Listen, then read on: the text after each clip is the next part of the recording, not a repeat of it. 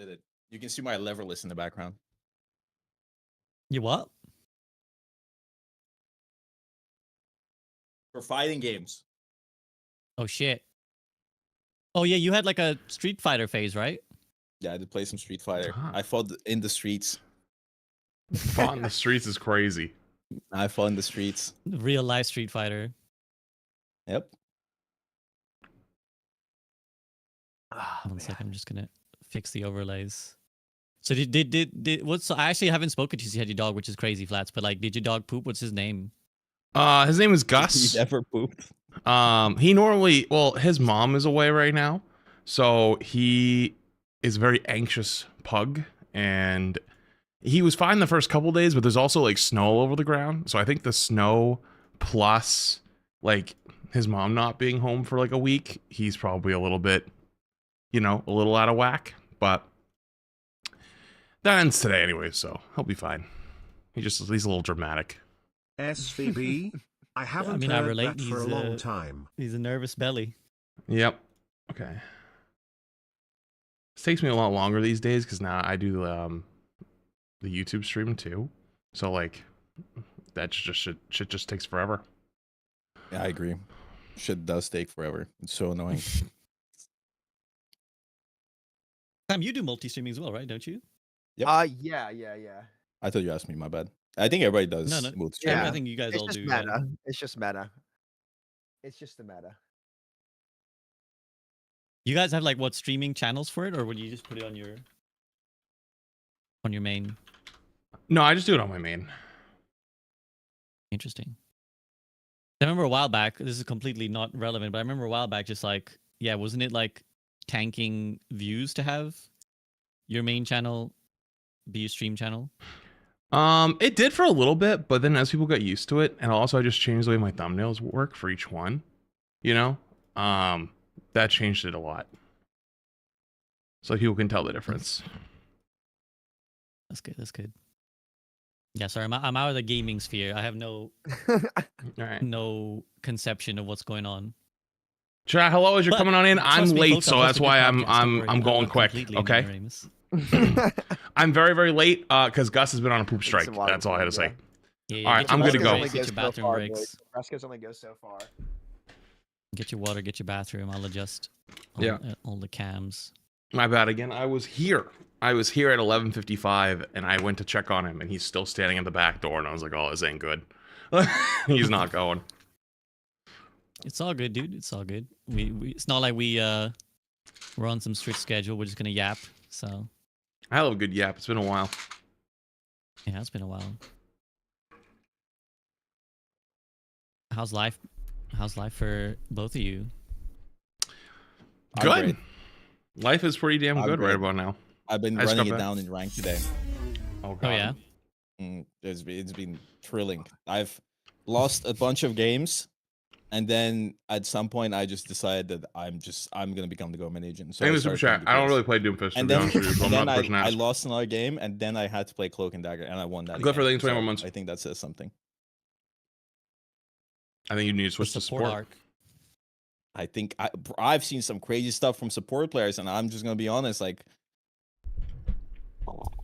it's kind of cooked. It's kind of cooked. Listen, I wish I could play for them. Some things never change, do they? That's true. That's true. Some things got- never you- change. You guys are already gonna start the like. Well, there's no friggin' support players on the call. These biased fucks are all like, tank propaganda. There's no support players in It's general not a anymore. support In player. Rivals, at least, they're all gone. Yeah, nobody plays support. Nobody even streams support. Like nobody plays support. It's okay. It's been a while since I got flamed by YouTube comments, so it's okay. I clearly need a bit of a nostalgia trip. We can make that happen. We can definitely make yeah, that don't happen. worry. I'm good at that now, now. now that I'm doing gaming shit again, that's all I get. It's all I get. People just being like, "What the fuck's wrong with you, piece of shit?" So SVB, before we get started, I have a random question. Yeah, So I had my first anime tweet, and there were some salty people in the replies because I tweeted about how good the JJK episode was, and there was some Yeah. salty people. Like, is there a big contrast between like gaming comment sections and like anime comment sections? I think anime, yeah, because when I do like anime focused videos, there's definitely like there's a whole sub genre of like really weird anime fans, like just straight up never showered, have a shrine to Hitler in their bedroom or whatever, like like it's just straight. There's some weird people out there, but I think for me it's been like, because I try to make like not largely positive videos, the comments have been mirrored. But if you do like stray into like, maybe this part of this anime isn't so good, then people are going to be like, I will murder your family. So Sounds yeah, on brand. not surprising. Yeah, there we go. On Not brand. surprising. All right, we ready, fellas? Is everybody good? Boogers Good to making go. Some sign language, I guess. I'm I'll told presume you, that's right. Spiller is in my chat. I was trying to delete He's my in egg chat. bites. He's in all the chats. Yeah, he's Yeah, egg away. bites. Yeah, I had a couple egg bites that I threw in the air fryer before I got up here, and then I never got to grab them, so I just grabbed them now on the way up. So Oh shit! Yeah, I need to talk to you about air fryer, so I need to get on that shit. But yeah, all right, let's do it then. Okay, welcome everyone for another episode of the Group Up Podcast. It has been a long time since I have said those words, but we're back once again to discuss all things gaming. Let me introduce my guests who need no introduction. Brought the squad back, and then I will explain what we're here for with the Rivals versus Overwatch debate, not clickbait. In the bottom right, we have, coming from not Lijiang Tower, but Sam, describe your background today, Samito. Listen, we've got what map on Rivals is? Wait, what map? I don't is think it this? exists The- anymore. Isn't that the one that's gone? Like that's the Yeah. Rant about that, by the way, coming at some point in this video. And I think you Yeah. guys are going to agree, but I guess it's a little bit more lively, and there's actually, I feel like there's lore in it. Also, Alchemax in the background, to anybody who played, I think it was Spider-Man Shattered Dimensions. You guys will understand why I think this is cool. But yeah, we're back. It's going to be a fun one today.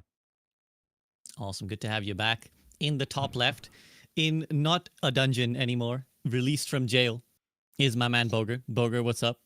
It's great, except the fact that I lost like 50 million games in rank today. It's good. I'm chill. No, I'm in a state of zen. I don't care anymore. I just don't Clearly. care anymore. I know. A guy who doesn't listen, care. A guy who no, definitely no, doesn't care. No, listen. I might be slightly upset, but I'm not obsessed. You know what I mean? I'm just voicing. Wait, my what are you at opinions right now? here, Are you bro. below me? That would be peak. Bro, I was eternity 60 points. I'm now slash shooter. I'm dialed. I feel so sad. I'm washed. I don't even play the fucking game. I am dialed. Let's go. That's what you gotta do. You just gotta get to your rank early on, and then just don't play again for the rest of the season. Yeah. That's the strat. I'm telling you. Impressive work as always, Bogur. you. In the bottom left, I think all of you got new backgrounds since I last spoke. Thank you, I'm the only Farmstorm. one Appreciate the 5. Get remaining to in my jail. But in the bottom left, now a dog dad since the podcast last aired. It's Flats. Flats, what's up? hello. He's being a little menace this morning. You see him down here. Oh, there he is. What are you doing? Oh, He's got a viewers, you yak can't see note. this right now. He's chewing, so you know what? I won't disturb him because he can definitely be worse. He gets the cute pass, which is just, Yeah. you look cute as fuck. You He'll can at do some whatever you point want. start begging for attention. So if I start holding them and like rocking them around, you know what's going on at that point. Like, it'll be like mid ram, like, dude, this shit fucking sucks. Like, you know. Well, we'll see what the nature of this discussion ends up being. So to set the scene, guys, and I apologize if I'm rusty. It's been, I think, over a year since we did this, or somewhere in that region, like a year. Yeah.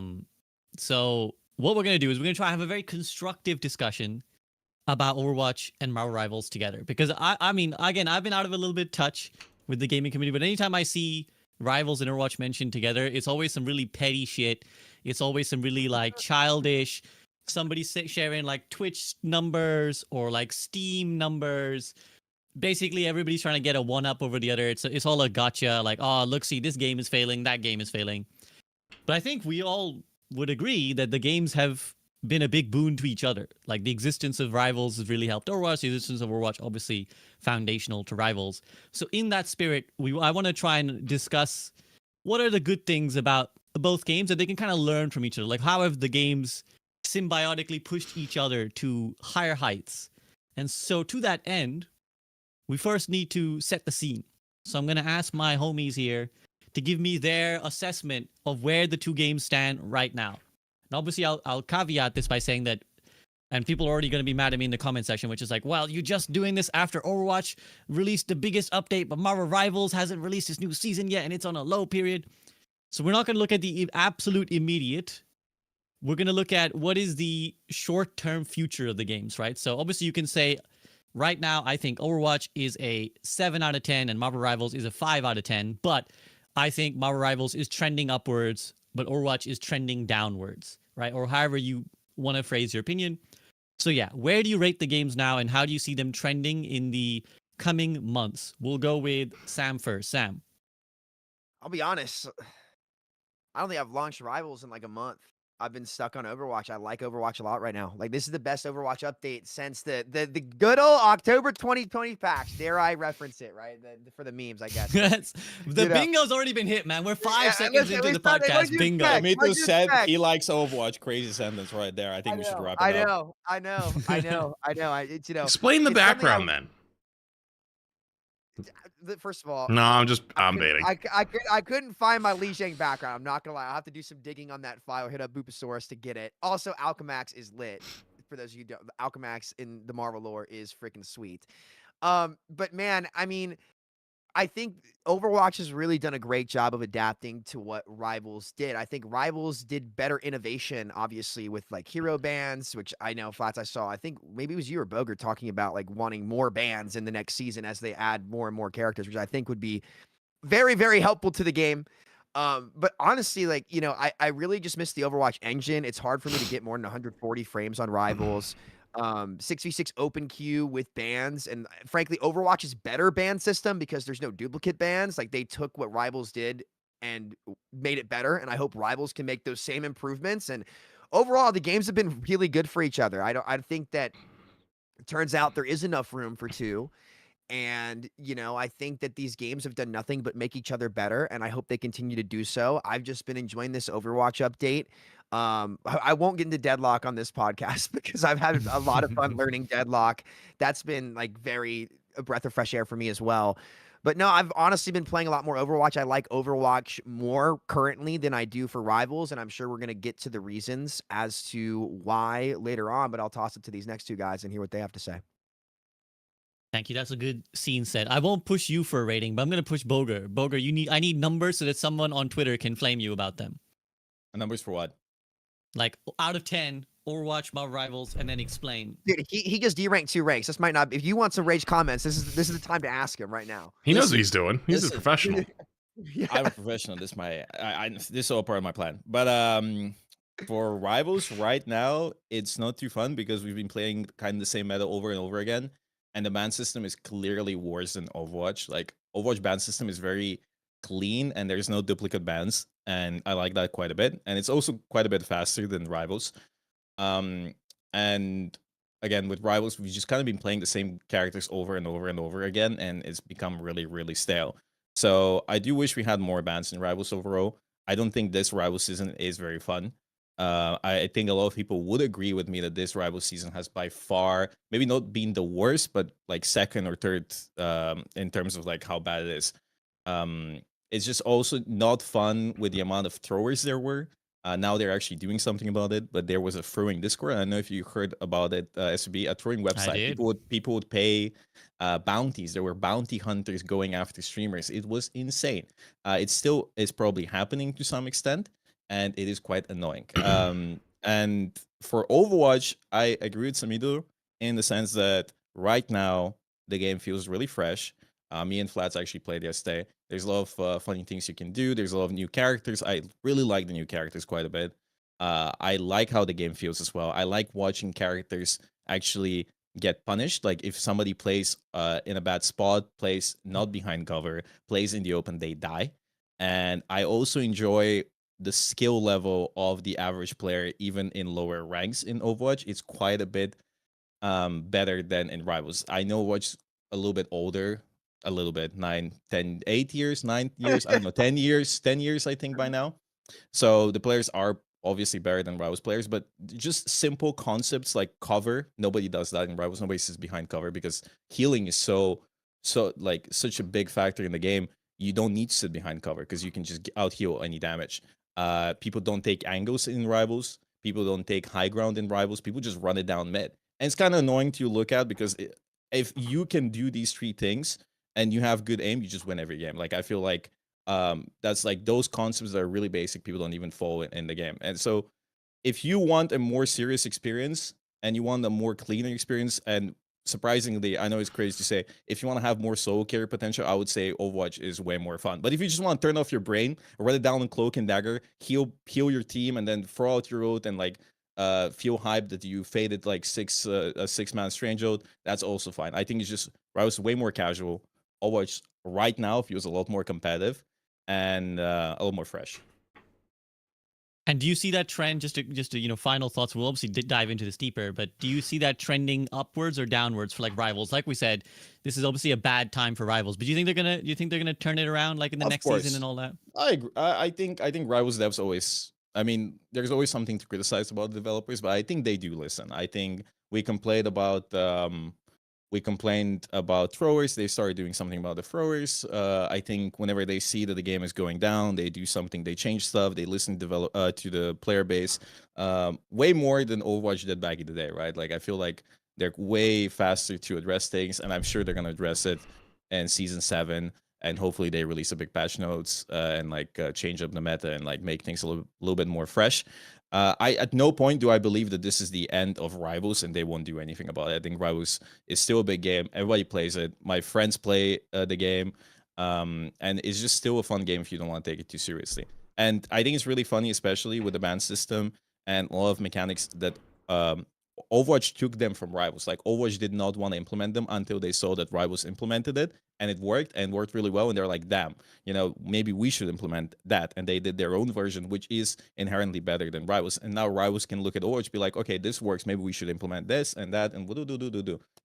So it is, they learn from each other, and I think competition is great. Definitely. And yeah, that's I think that sets up nice. I'm going to take it to Flats now to kind of set a bigger picture scene, because from what Sam and Bogur are both saying there, it's kind of like, look, right now Overwatch is killing it. They've done a really good job, and Rivals is maybe at a low period. So again, it's maybe unfair to compare right now. So I'm going to take it to Flats, and Flats, obviously, if you disagree, feel free to say, actually, I don't agree with the assessment those two gave. But what's the let's take a slightly wider picture. Let's take like 6 months to this point, and then where you see it going like another month or two from now. How has the evolution of these games gone, and how have they kind of bounced off of each other? Well, the way I look at it is it's just a pendulum swinging back and forth, right? It's the same group of players playing both games. I don't know. There's this weird undertone by the hardcores of each game where it's like they're superior to the other, and it's like, no, you guys are just idiots. You're just sitting on your side of the fence and not enjoying the potential of playing whatever the fuck you want every day. That said, though, Rivals in January had its newest peak since season 3. It peaked at 250,000 players on Steam because of Deadpool. It was a huge first half of the season. And people were like, holy shit, they actually cook. This is gas. And it was. And then it runs out of steam until its next patch, because it's a live service game in which Rivals understands its base is more casual. It's not trying to be a hyper competitive game, because if you want to be a hyper competitive game, you play Overwatch, right? People have had that for 10 years. You're never going to catch that quickly. And so they lean into that, and they're going to be a game that has big beats of, huge hero comes out, super love, super fun for 2 weeks, and then you just go do something else. And that's how you enjoy Rivals, genuinely. And Overwatch, as great as the season was, are we gonna pretend it wasn't kind of in the gutter for 4 months, from January to October? Before that, it was after Wu Yang release, there was just nothing. Even Vendetta season, people thought was a filler season, and all I saw was just people complaining all over the place of oh my god, why fight back? Why are we not doing anything? What's going on? And they were saving up, obviously, to launch their big season in February. They do that all the time. They did it last year, too. There's no surprise. You can see it coming from 9 miles away. Maybe next year, now okay, now you've done it 3 times in a row. Okay, now we know what's coming again. That said, though, when this same thing happened last year, Overwatch had a lot of momentum into April. And then it released Stadium, and it had a lot of momentum for another month or so. And then it kind of tapered back off again. And I wonder if the same thing will happen again. Because obviously when you inject 5 heroes, bunch of different changes. You know, you get people back into the game if they haven't played a while. There's a rank reset. You get them to grind. Again, it's a competitive game, so there's that reward for grinding your way up, and you're starting lower again. They also changed the rank system, to my knowledge, where they made it a little bit easier to climb again. It was a little tough there for a little bit, but like, for example, like for a while there would be like 10 champion players a season. They'd be like champ 5. Now there's like tons of champion players. So you kind of scale that up. It's a little easier to climb. You get that dopamine, you get that reward. Although I guess the champion points thing was kind of a disaster last season. I guess they've kind of changed it to make it better. But I guess that's probably to fight against campers. So it gets like people who are really dedicated to grind a lot more. So streamers are playing more, and pro players play more, and they care about like grinding up, because there's actually, you know, you have a little bit of competition instead of just getting really high rank and then camping. But Overwatch is a 10-year-old game. And like I think did nail it with the whole, you know, start to lean back into their lore and make every season kind of a story time thing with, like, for example, at some point I'm sure they're going to iterate on like what happened after Vendetta killed Doomfist. Right. And it's like those kind of things is what's going to get people outside of the playing everyday sphere to come back all the time and like come and take a look. So as long as they keep like what they're doing and keep pumping out new content, which, by the way, and now it's my turn to rage bait the YouTube commenters. You motherfuckers for years would fucking stamp your little feeties and say, no, we don't want new heroes. Releasing too many new heroes, they're always slop, and new content is bad, and nobody wants that, and it's stupid, and I like my purest. Fuck your purest balance bullshit. Like, it's just, it's not real. Like, they release a bunch of content, and guess what? Everyone's like, oh shit, this is fucking gas. And guess what? You don't even get to play like 3 of the heroes. Like Cat's permaban, Dominez permaban, right? And then like Anran kind of blows, right? Like a little bit. So you know what I mean? So like there's like a few heroes you don't even get to really play. But you know what's funny? When you release good content for your game, people will play it and they enjoy it and they come back more often. That's crazy. So the question is, can Overwatch keep that up for a whole year? Because they're doing, 10 heroes the whole year? What's the next hero look like? You know, I don't think there's another tank hero coming till like the end of the year. Fucking shocker in that department. But it's like, this is a new era. Like, we've never seen them do this before. And quite frankly, it's embarrassing that it took this long. Which is like why I'm super grateful to Rivals even existing. Because like, for those who don't know, when Overwatch launched in 2016, the hero cadence was 3 heroes a year. That was 2016. They had like a 200-person dev team. It's actually probably had less than that. It's probably much bigger now because they have so many things with Stadium, and the live service game has a lot more support than it used to have. And it's like, I don't know why it took so long to get here. So it's like a little bit of uncharted territory. But I think as long as Rivals keeps fighting back, then Overwatch will keep doing its thing and keep doing it well. I do think I disagree with you guys on the hero bans thing. Like, I understand that like the no duplicate ban is like the only thing that I think is like a huge win, but you can only ban 2 of one role. And like, imagine you play Rivals and you can't ban 3 supports. Like, how often do we want to ban 3 supports in Rivals? Like, it was like multiple seasons in a row.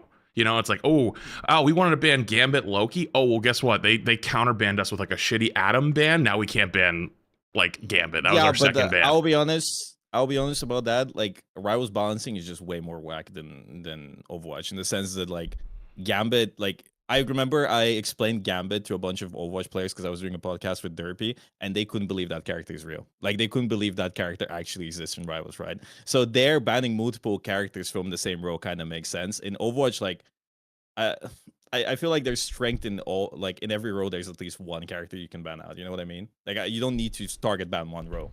And also, like, no duplicate bans does... Like, it's so good. But that's still a restriction, though, right? Like, that's still like kind of an annoying restriction. Like, if you get into a game and you're like, okay, we don't want to play against these heroes, right? Like, for example, previously, Diva and Zarya have been like hard meta for like 6 months before like they had a few changes, right? So like every game Diva Zarya was banned. What if you get into a game and it's like, we want to ban Diva Zarya because fuck those two, but also like Sigma's really strong here. I don't want to play against Sigma either. And it's like, well, they beat you. Though. that's different than dupe bans. You're talking about the cap per role per Yeah, ban, yeah. not two Right. teams Yeah. banning the same hero. I think that you guys are talking about two different things. You're not wrong. No, Sorry. no. No, I know. No, That's why I agree. said I know what Flad's saying. I yeah. agree with him. I was saying that the good is no duplicate. Oh, okay. But sorry. the bad is the cap. Like I think that's Well, stupid, and I think that you saying can like it's criticize so both. superior is crazy. We can mix it, you know. We can have more. We can hate on both, guys. Yeah, That's we an can hate option. on both, you know. We can hate on both, you know. We can piss Yeah. everyone off. That's Yeah. true. That's true. I But just the don't like positive way the of framing that is that system. the positive way of framing is they both still have room to grow from each other, right? Like rivals could say let's not do the duplicate bans, and Overwatch could say let's start adding more, because I'm still holding some rage over like the when I left years ago, we were here arguing for bans for years, and then now and people were like, no, it won't work in Overwatch. There's like not enough heroes, and all those arguments kind of have collapsed since then, right? We kind of see very obviously how good it is. So That's still That's around why though. Rivals.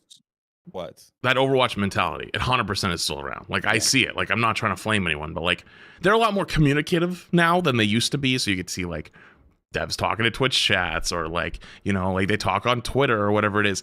And like if you have like a more advanced suggestion, they will always go, well, what about like this small niche case? And it's like that is the thing that has always held them back for years. Rivals isn't afraid of that, and even if they fuck up, like they will swing the bat and go for it, and then they'll go, ah shit, that kind of sucked, and either try to like fix it or like go back. Overwatch is very methodical in the way it goes. That's what probably worries me more than anything long term, because like the way I think of it is like they're almost like a grandma on their on their walker. Like they're sturdy, they got their walker, they're good to go. And then like Rivals is a kid trying to pull him, so grandma's going a little faster, But like if you didn't have the kid pulling him, grandma would be taking her damn time, putting that thing forward 2 steps, put her thing forward 2 steps, But now like kids pulling on him real quick, it's like gotta go faster. But she's hanging in there, so. It is what it is. At the same time, though, I think that Overwatch is a much more refined game than Rivals, which is why for they sure. do that.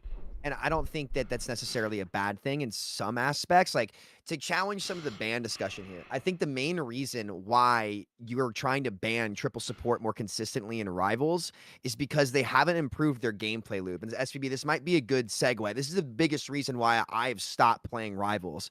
I saw one of your shorts, Flats, and I'm going to disagree with your point. You said that you disagree. Well, I'm not going to disagree. I'm going to iterate, because I think it's a bit of apples to oranges where people are trying to make these comparisons, where you said that people complaining that the Rivals meta was the same was stupid because there's a lot of different characters that have been played in meta.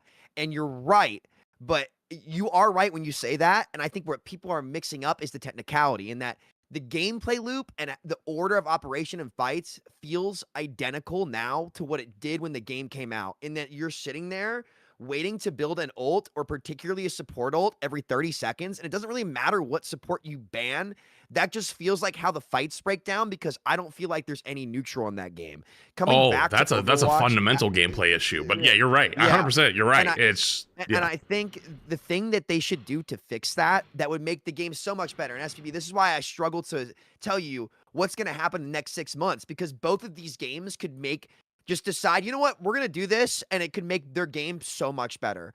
Like, I'll talk about what I think it would be for Overwatch, but for Rivals, they have got to do something about triple support. And in my opinion, the best thing that you can do to triple support is nerf every ult duration. Every ult, including DPS ults, should be like 30% less. I've been saying this for seasons. Like, I don't think that Luna ult or Cloak or any of these ults should last more than 10 seconds when their build rates are so fast and their neutral cooldowns are so strong. And you can nerf every DPS ult in the process. But I'm so tired, and this makes me so mad every time I see this comment on Twitter, where I'll come out and I'll be like, yo, like, the idea that everyone is super, if everything's broken, nothing is so cap. And then everyone will be like, oh, it's a superhero game, they should have superpowers. No, I still run with it. I like it. I like doing it, because now you can't disagree with me anymore. It's like, wait a minute, hang on. You said that. You came up with that. So like now it's I'm just saying what you said, If it was accurate. I'll let Bogur get in as well. No, I was gonna say, some people will, Brian. it's a mentality thing, because like at the end of the day, a lot of people just don't want to take the game as seriously, and like as we do, or like as I do, or Samito, or like Flats. I don't know how much Flats grinds serious. I don't think he does anymore. I think he's just there for the vibes at this point, right?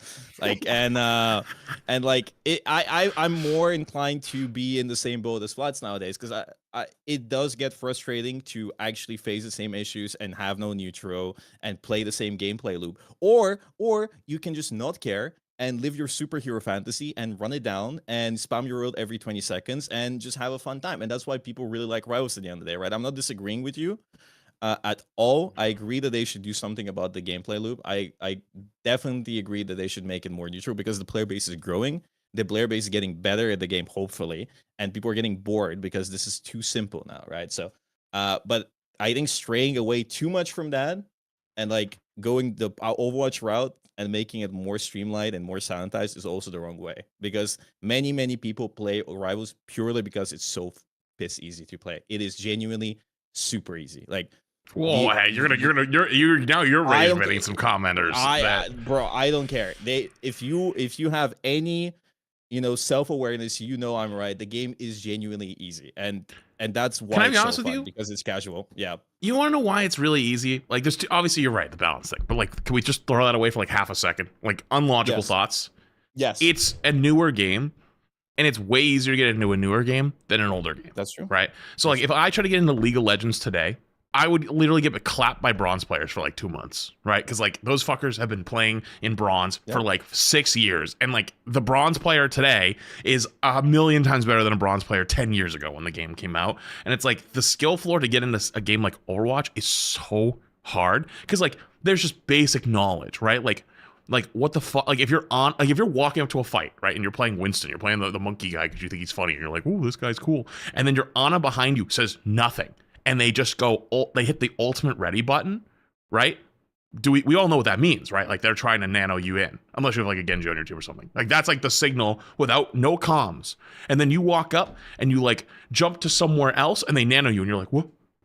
Why did they nano me? What do I do? Why was this? And then they get mad at you because they're like, I told you. And they're like, no, you didn't. And it's like, no, that's the international sign in Overwatch. So like those small things are so like new, like so fleshed out now, you'll never catch up. So if you're a new hero shooter player, Rivals is your answer. Like that's your only in. You'll like almost never get into Overwatch unless you want to put 2,000 hours in. It's like, what's the point at that point? Like, are you trying to be a pro player? You want to make half a loaf of bread a month? That's ambitious, but you know what I mean? Wait, one loaf. They're up to a whole loaf? A whole loaf. A whole wow, loaf. Overwatch really is back. Holy I've shit. seen it. I missed a lot. They got a whole other half. Pause. But can we actually compare that small niche nano boost situation to just how piss easy picking Rocket Raccoon is, sitting in the back of the map like a Boy Scout camped out with the campfire, everything, not playing the game at all? And my rebuttal to this is this. And didn't that used to be Mercy though? Kinda like back in the day. No, that's over for you, Flash, bro. The army's coming. That's over. Rocket Raccoon, like the way people view it, I mean. Character I've ever seen in a video game in my entire life. Ever. Not even close. But here's my question to you guys. We say that it's about the hero fantasy, right? But I think that if the sustain is that strong, what about the hero fantasy for characters like Scarlet Witch, who's just like perma bad? Like there's not a consistent answer. Say good. Bro, that character should never be playable. Yeah, like but genuinely. at the end of the day, you're still picking and choosing, right? Like why does opening up the neutral take away from people's ability? My argument would be it gives the ability for more heroes that aren't the meta for that season to actually live their hero fantasy, because there's actual meaningful downtime. Like you aren't destroying the skill floor of the game or raising it to a point where people can't get into the game by making downtime. If there's actual downtime, I think it'd be easier for more people and more heroes to actually make plays. So I think you guys are right, but I actually disagree with the outcome. I think it would help Rivals a ton. It would help the ceiling of the game, and I don't think it would move the floor, but maybe I'm wrong. Either way, I don't feel like the hero fantasy is there for everyone. So let's try and just streamline the discussion so we can be very discreet. So Sure. To summarize, Sam started off talking about just like the general game feel, right? And like the game feel of Rivals, you're like, there's no neutral, right? That was what I identified as a sort of major complaint. Flats kind of brought in the idea that like, well, maybe part of this is by design, which is that we want an easier game in Rivals, but also part of it comes down to experience, because maybe 5 years from now, Marvel Rivals will be a lot more sophisticated. So let's try and identify, like, what do we think there's a world where Marvel Rivals can be like more of a streamlined game loop, where there is more of a neutral, where there is perhaps, as Samito saying, like these heroes that aren't just completely brainless, and it still captures that casual audience. I'll take it to Bogur first. Like, do you think there's a world there where they can make that, like, thread that needle, or do you think actually some of the brain AFK is integral to what makes Marvel Rivals successful? I think the brain AFK part is I think it was and probably still is integral to the game's success because a lot of people just genuinely just play it super casually. But I think as the player base grows and as the player base keeps investing more and more time and learning the nuances of the game and maybe learn how to hold high ground and stand behind the wall and all those other things, as the player base evolves, I believe in that actually making more of a neutral and making the game a little bit harder and not a slop fest would be beneficial. I agree with Samito to some extent there. Because the players will get bored eventually from holding right click on the rocket. I don't think any sane human can spend 5 years holding right click on the rocket from like super far away.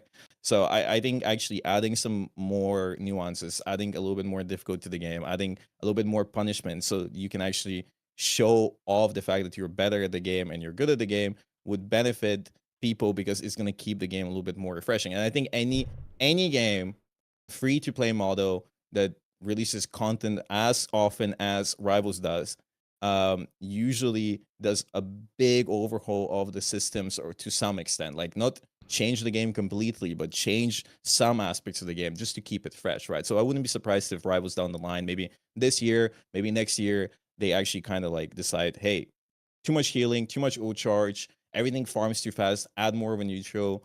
And I think people would be satisfied from that because it would feel fresh. It would feel like, hey, I actually have to learn the game. There's more things to learn. Because for me, at least, when playing competitive game, I really like learning the game. I really like learning the basics. I like learning how I can play better, how I can outplay the enemies. Right now, as we said before, a lot of it boils down to I'm going to farm my ult first. If I get my ult first, we win the game. Like, we just win the fight. That's it, right? So I don't like that gameplay loop too much. And I think people are also getting pissed off about that gameplay loop. And people, to some extent, want to change there, like at least a little bit, like change something, increase ultimate charge cost. I remember Overwatch back in the day. Also, I feel like was a complete stop fest, and that's why people enjoyed it. But over time, they kept reducing ultimate charges. They kept reducing how much you farm modes. They kept making more neutral, la la la la. And I think Rivals probably headed the same way, right? But I still believe the game should remain casual. I don't think they should go the Overwatch route. Like it's never like if they go the Overwatch route, I don't see why anyone would play Rivals over Overwatch. You know what I mean? That's a very interesting statement. I'm gonna take it to Flats on that note of, do you think that Rivals and Overwatch, because again, to summarize, you guys are saying here's Rivals, which is like casual, easy access, and easy dopamine hits. Overwatch punishing. You gave the League of Legends example. Overwatch punishing. Be prepared if you're new. You're gonna spend 6 months getting your ass slapped, and not in the fun way. But eventually it pays off, and it's like got the competitive integrity, right? Do you think they're gonna remain these discrete entities, or do you think that Rivals can and will start to like step into that space of like, okay, it's been long enough, we're gonna be a competitive game now? That's a hard one. Because I think Rivals is on a timer. I think every game is on a timer where when it releases, everyone has fun and it's amazing because nobody knows what they're doing, right? The way I look at this is like, I gave the example about the Nano Boost Winston earlier, but let me give you an example in Rivals. When Rivals came out, nobody, I'm talking about launch, not like beta players kind of had an idea, but like, for example, Mag, right? Mag was thought of as a good tank, but they hadn't understood how to use his ult yet. By the end of season 1, it was common knowledge to always ult the Cloak and Dagger ult with your Mag and you will kill her. That was not common knowledge for the first month and a half of the game. It was common knowledge among high-level players within like the first week or two, but then the content creators like kind of understood, but like we weren't like making TikTok guys. You gotta wait till like the TikTokers get it, right? That's always like a little that's always a little while. Like those are like the celestial players, like I guess GM at the time. They're always like a little bit behind, right? Because like if you're like a streamer or like a pro player or like really high-level player, we were all putting out like either guides for the hero early on, or you were putting out gameplay, or you were just trying to get rank 1, right? Like, we weren't really interested in, like, here's a niche tip for Magneto, and then make a TikTok of it, right? You gotta wait for the TikTokers, and those guys are just not as good, unfortunately. So, like, every game does this, where they get to a point where they become competitive, whether they like it or not. I think Rivals is resisting it with every fiber of their being. they are trying their best to resist it. And I'm not saying they're not competitive, period, but like on a scale of, say, you know, League or CS being maybe, or actually I don't even know if CS is a great example, but like maybe it is like the highest level of like, this is extremely competitive. Like we take this shit seriously. And Rivals is the low end where it's like, this is a competitive game, but it's a lot more friendly for you to get into. I think they want to stay on that lower end because most of Rivals players are, for all intents and purposes, kind of tourists where they're going to pop in, play for a little bit, and then leave. Their player base is what I would call like the nomad player base, where they are probably right now went and tried Marathon, and they liked it or didn't like it. I would argue most of them probably went and played Arc Raiders, actually. I would argue that when Arc Raiders went off, when Arc Raiders came out, around the time Overwatch, or sorry, not Overwatch, Rivals had actually took a big dip in its player base. So like a lot of players that are just like, you know, they travel along whatever's the most popular game at the moment was Rivals player base, and they came back for Deadpool, and they'll probably come back for future heroes as well. And they kind of look like they're cooking with like this upcoming Avengers event. You know, I'm sure like at some point like Thanos might get added. That'll probably be a massive season. Yeah. And part of me wants to express almost in my own way, not like to you guys here, like not to anyone else. Someone, it's definitely gonna get taken that way. It's like, oh, you're just trying to stay in NetEase. Shut the fuck up. I have learned how good we have it with Rivals. Like, they genuinely give a fuck. They understand that they're in a fight. Like, they don't take it as like, oh, we're just here to do our own thing. SVD, you probably remember. Sam, you might remember. I don't know, Bogur, if maybe you do too. I had an interview like 2 years ago on stream. It was from someone on the Overwatch team, in which I asked them, like, who do you guys view as your biggest competition? And they're like, nah, we don't have competition. And I was like, come on now, let's be for real here. Like you have competition. Like, you have to understand. Rivals from day one understood that they were in a fight with Overwatch and every other game. And I appreciate that. And they kind of take care of a lot of their creators. And don't saying Overwatch doesn't, but Overwatch in a lot of ways is like a, you know, you operate on like friends type of stuff. Rivals understands it's a business. Like, you're showing up, you know, you're doing work for them. They pay you for it. Overwatch doesn't really do that. Unfortunately, I hate to say it to all my fellow Overwatch creators, but they kind of like low key kind of take advantage of the friend aspect, where like they make friends with you, and like I'm not saying that they're not actually friends with you, like they're nice people, they genuinely are, but like at the end of the day, it's a business, and Rivals has always understood that. I've always appreciated that. They understood that in both ways, but also like that feedback system. I'm not even a Rivals partner. I'm not in their Discord. I'm not in any of their shit. I've chosen to not be a part of it because I wanted to be a step back, and let them kind of do their own thing, because I felt like in Overwatch I had a lot of sway a lot of times, because I would ask questions publicly, privately, whatever it was. And the only times I've ever had to really say anything were like the Chrono Shields and the Rivals throwing thing recently. And like I try to like take a little bit more of a step back than I used to, but like Balance, for example, I always yap about that and do whatnot. And I've always appreciated the way Rivals kind of handles that. And I really kind of feel for them, because I don't know what their right decision is. Because you guys are all saying go more competitive. I think most people would resist that. I think the average Rivals player would resist that like crazy. I think that if you look at nighttime queues, it's always obviously the same group of 12 people just queuing all night long. Overwatch was the same way, but it wasn't 12. It was more like 100. I think the player base, especially at the highest level, is a lot less than you guys even think it is. Like, I when I was playing like low Celestial, I'd see different people every game. Once you get to that Eternity, it's legitimately the same 20 people all day long. That's it. Nothing else. You know that. Of course, you know that. I know. And especially in the EU, there's like 2 people, like we're besties.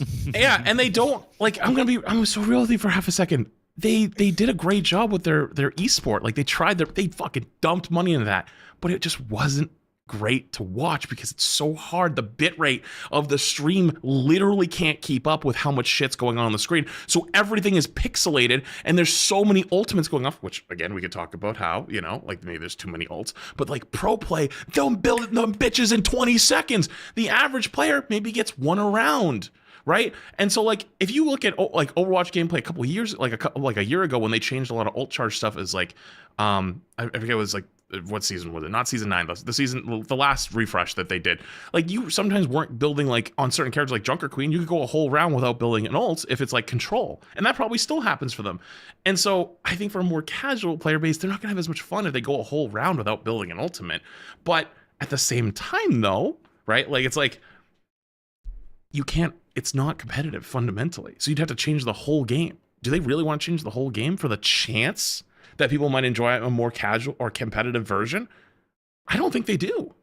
I don't even know I don't think that's the right call. But also they're on a timer. So at some point they're going to run out of gas. So it's like adapt or be left behind. But things are good right now, quote unquote, right? Like, another season another hero comes out, things are going to be great for a little bit, then it will die back down. Do you just ride that as long as you can? I don't know. I mean, lots of great discussion points. I know both Bogur and Sam want to chime in. I think Sam has been waiting a little bit longer. Poor Sam's so been waiting so long. My bad. No, you're good. You're good. First, I think you're right on everything that you said, except I agree with one notion, and this gets thrown out by everybody. And I disagree because I think we've boxed ourselves in here. I think you guys are right that Rivals is a more casual game, but when did we decide that creating more neutral in the game is only beneficial to a competitive audience, right? I think there are plenty of casual players. A lot of my buddies from real life like try to get on the game and they played it for a bit, but they also noticed the lack of ability to play make because of how much sustain there is out there. I don't think it's fair to say that if they were to nerf, let's say ult duration, not ult build rate, but if ult duration got nerfed across the board as well, there's more, like, you actually have a reasonable chance to wait out an ult with your ult and then make a play, even if it's coming up faster, right? I would like to see them both nerf, but let's say that only one of those happens. I disagree with the premise that, and people on Twitter talk to me, like, and I've debated people extensively on Twitter. I know that it's crazy to do that. I know it's crazy, but you never know. You might find a needle in a haystack, guys, right? You shouldn't give up. Have you ever searching. found that needle? I'm just curious. Have you found the needle? Yeah. Have you found the needle? Some say he's still looking. Once. 90% of Twitter users quit arguing just before they find the needle. Yeah, that's true. Listen, it's like finding the One Piece. You can't quit, all right? It's out there. All right, and it literally is now. Apparently, they put something out there in the ocean, but we don't need to talk about that right now.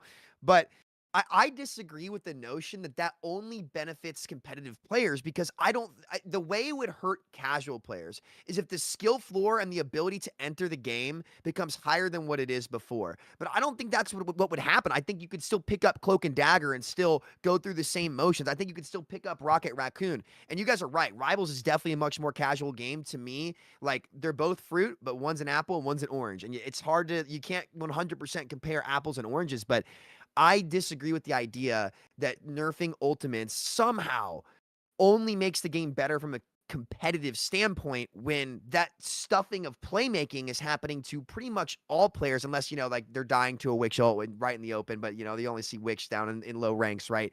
So that's the premise that I disagree with. I feel like we've just, maybe that we don't need to argue that right now, but I'm worried that we've boxed ourselves into something where we've just said, we've all said this for years, like, this is a competitive, like, catered update, but I don't know if they're actually mutually exclusive. And I'm happy to talk about that if you guys disagree.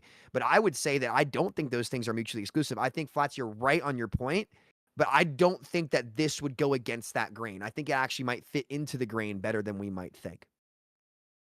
Okay, well, I'll just make a note of that point as well about, like, there's a sweet spot somewhere, because I remember these discussions in Overwatch too. But I want to take it to Bogur first. Bogur, whether you want to chime in on just what Sam just said. Why is there some 16-year-old that's just typing over and over? I think, brother, I've done sponsorships for Rivals the whole year. Like, when I do one, there's literally a giant hashtag ad. There's no surprise at that. That's public information. Genuinely tourists. I think I'm saying that when there's a new hero comes out, and I agree with Flats, and I never. When a new hero comes out and they want you to show it off, and they put you in a lobby with other content creators to show off the new hero and the new skins, they pay you for it. About top 500, and I think that's an event. You show up for an event, you get paid for it. They do stuff. Right? When was the last time we watched an event like that? Rivals in itself is in a really interesting position where there's still a lot of nuances and playmaking in a macro play, like scale in the game, where you can still outmaneuver and out counter a bunch of annoying, compositions and abilities, and you see that in One Above All and pro play as well. There's a lot of little tricks you can do but that is not something you can do by yourself. It is always something you can do with your team, right? Like comboing Phoenix Mag, comboing, Groot Namor, comboing Cloak and Dagger Terror Cape. People have been doing that. That's why the character is getting banned right now. With any DPS ult to insta kill to support ult. That is a really cool aspect of the game. I think the team play of the game is amazing. And I think, if anything, I feel like Overwatch doesn't have that much team play as Rivals. I feel like Rivals, the most fun aspect is the fact that you can play with your team. I think it's so amazing whenever I hit a Mag Phoenix ult. I think it's so cool hitting even a Groot Namor, Cloak and Dagger damage boosting with her Terror Cape, or any combo. It's amazing. And Overwatch, you're just running around and shooting, and you have a lot of neutral, and that's kind of hype because you do things by yourself. But it feels more of a, how do I say it? I feel like Rivals should remain casual, but you hit a point where the player base gets bored from doing the same thing over and over again. Even the tourists, like 2 years in, 3 years in, they're gonna know everything, right? Like, it's just gonna be annoying to do the same thing over and over again. And I agree, the game again should be completely casual and should be super easily available. I think characters like Rocket Raccoon and Cloak and Dagger should remain as easy as they are, right? I believe that all of the easy characters should be easy because it allows people to play the game, provide value, and have fun, and you don't have to be giga tryhard.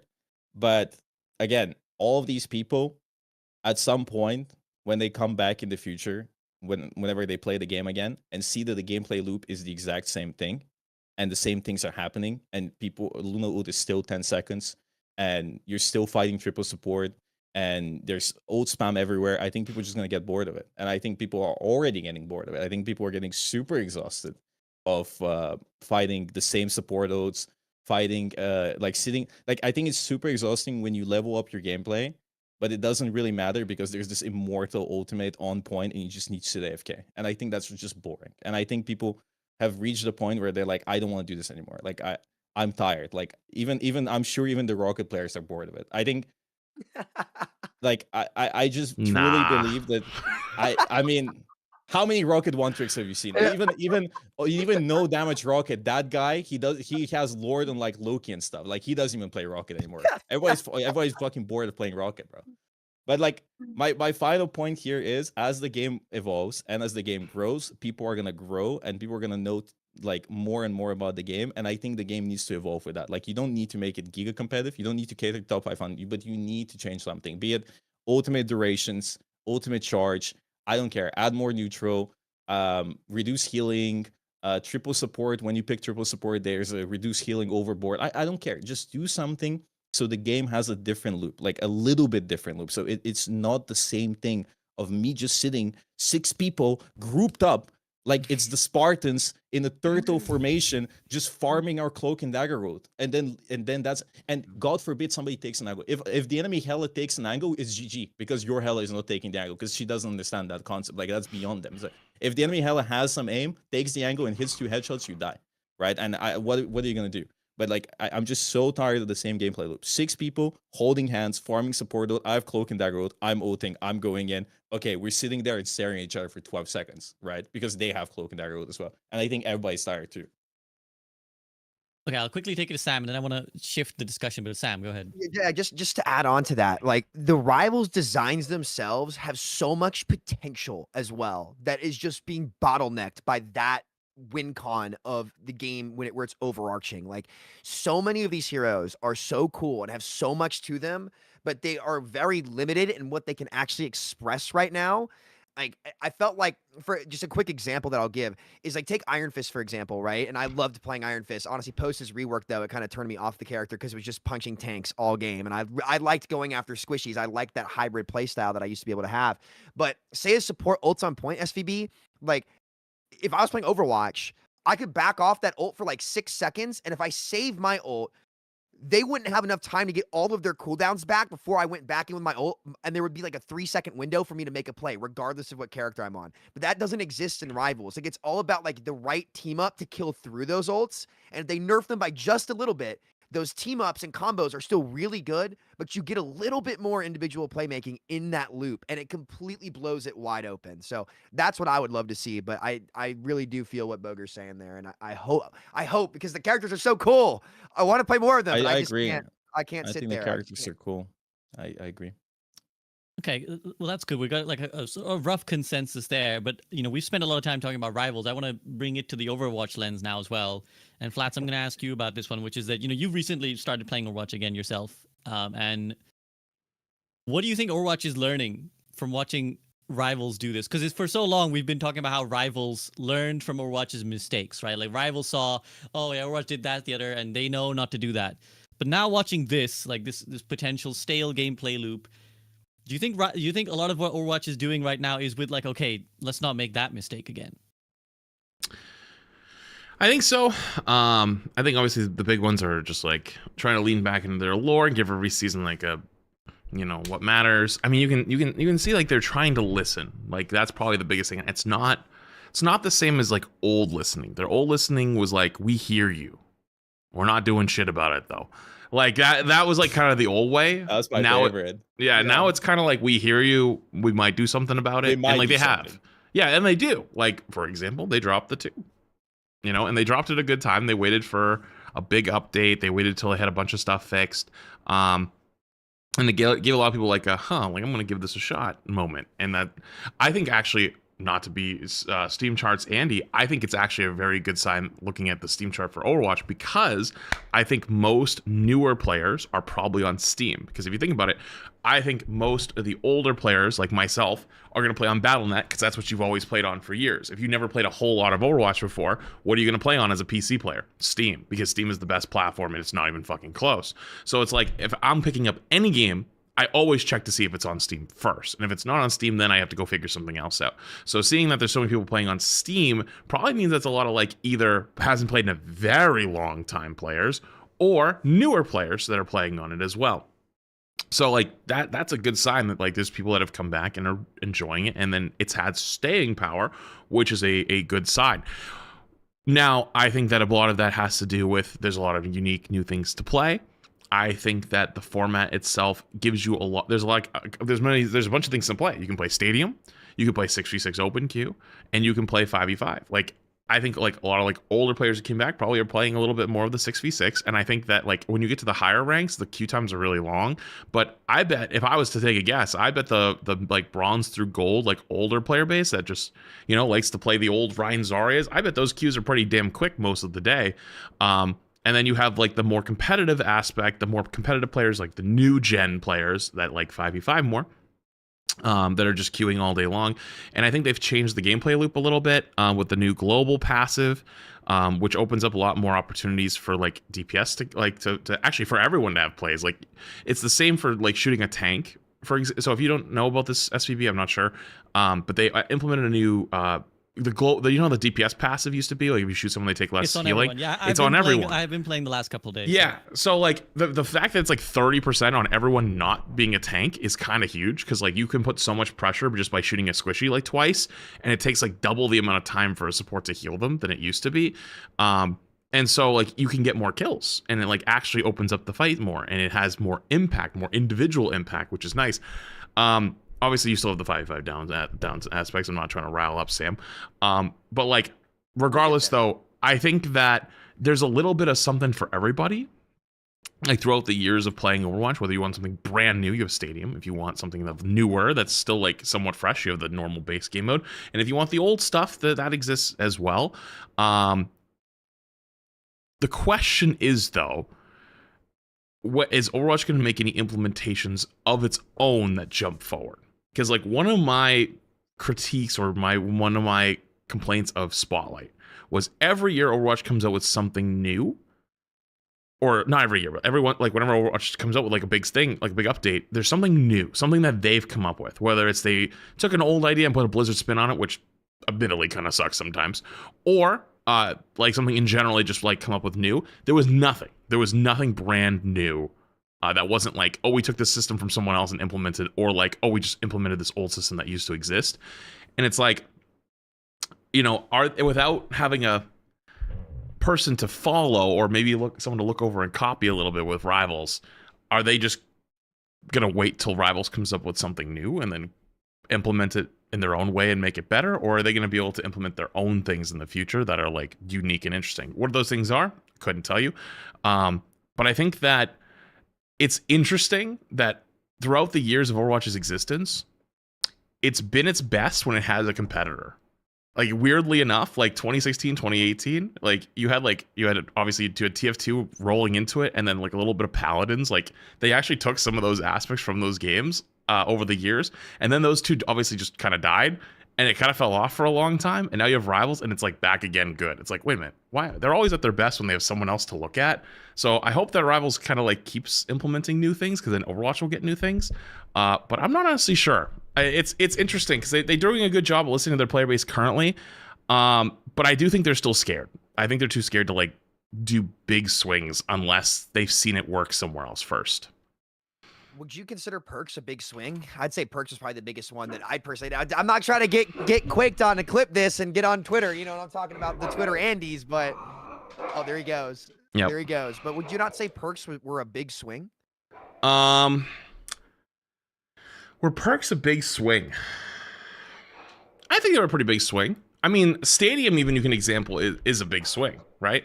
And it probably is actually a pretty decent swing. However, though, for Perks I can't speak on, but Stadium they've been working on since like 2021. So they just had that in development for a very long time. Do they have anything like that for the future? I have no idea. But like, yeah, you got a good point. Perks is definitely a bit of a bigger swing. Although the longer they've been around, I feel like the less they really matter, because there's always a correct answer on what to pick. There's very few times where it's not like, oh, this niche matchup, I'll do this perk or I'll do this perk, right? It's like every time you load in, you just pick these two perks. So it's like, it's just an advanced version of balancing. Yeah, I was gonna say I can actually chime in on this one, which is that like I thought Perks would be a bigger swing than they were. Like going in, revisiting it, I was like, okay, Perks are in the game. This is gonna be cool. But most of the time when I'm playing, any hero, it's just like, here's a 10% increase, which is, again, it's like, it's so marginal that like, who's noticing it? Or it's like, some like, there's also a lot of like alt niche ones, which are like, either this makes the alt really strong, or it's like, why am I taking this to be effective once every 2 minutes? Like, wow, my like, this is like, when I'm Winston ulting, I can like jump pack people, and it's like, okay, yeah, but if I suck and I never build a Primal Rage, then like, what is this even worth? So it's like, they feel great in conception, but not necessarily in practice. And also, I think that there's just like a little bit of jank to them, which is that there's no way to really know what other people are doing with their perks without like stopping to like read the scoreboard and be like, okay, he took that icon, so like now the Doomfist is gonna absorb the Ana sleep dart for the first second. So like I need to know. It feels a bit. I don't think they're finished with perks. I do think it was a good. To your original question, it was a big swing in theory. I don't think it actually has a big swing impact on the game. Like when I come back as a player, I'm not like, wow, perks have really perked me up. Sorry about that. I don't really feel like a big shift. I wanna give Bogur a chance to say something, and then I'm gonna ask Sam a question, because I know we've gone from rage baiting comments to rage baiting our fellow podcasters. So I'll tee Sam up in a second. But I want to take it to Bogur first, which is just that like, we've talked a lot about Rivals and like what they need to potentially do. Where does Overwatch go now? Like, what is Overwatch's, in your mind, what is the right path?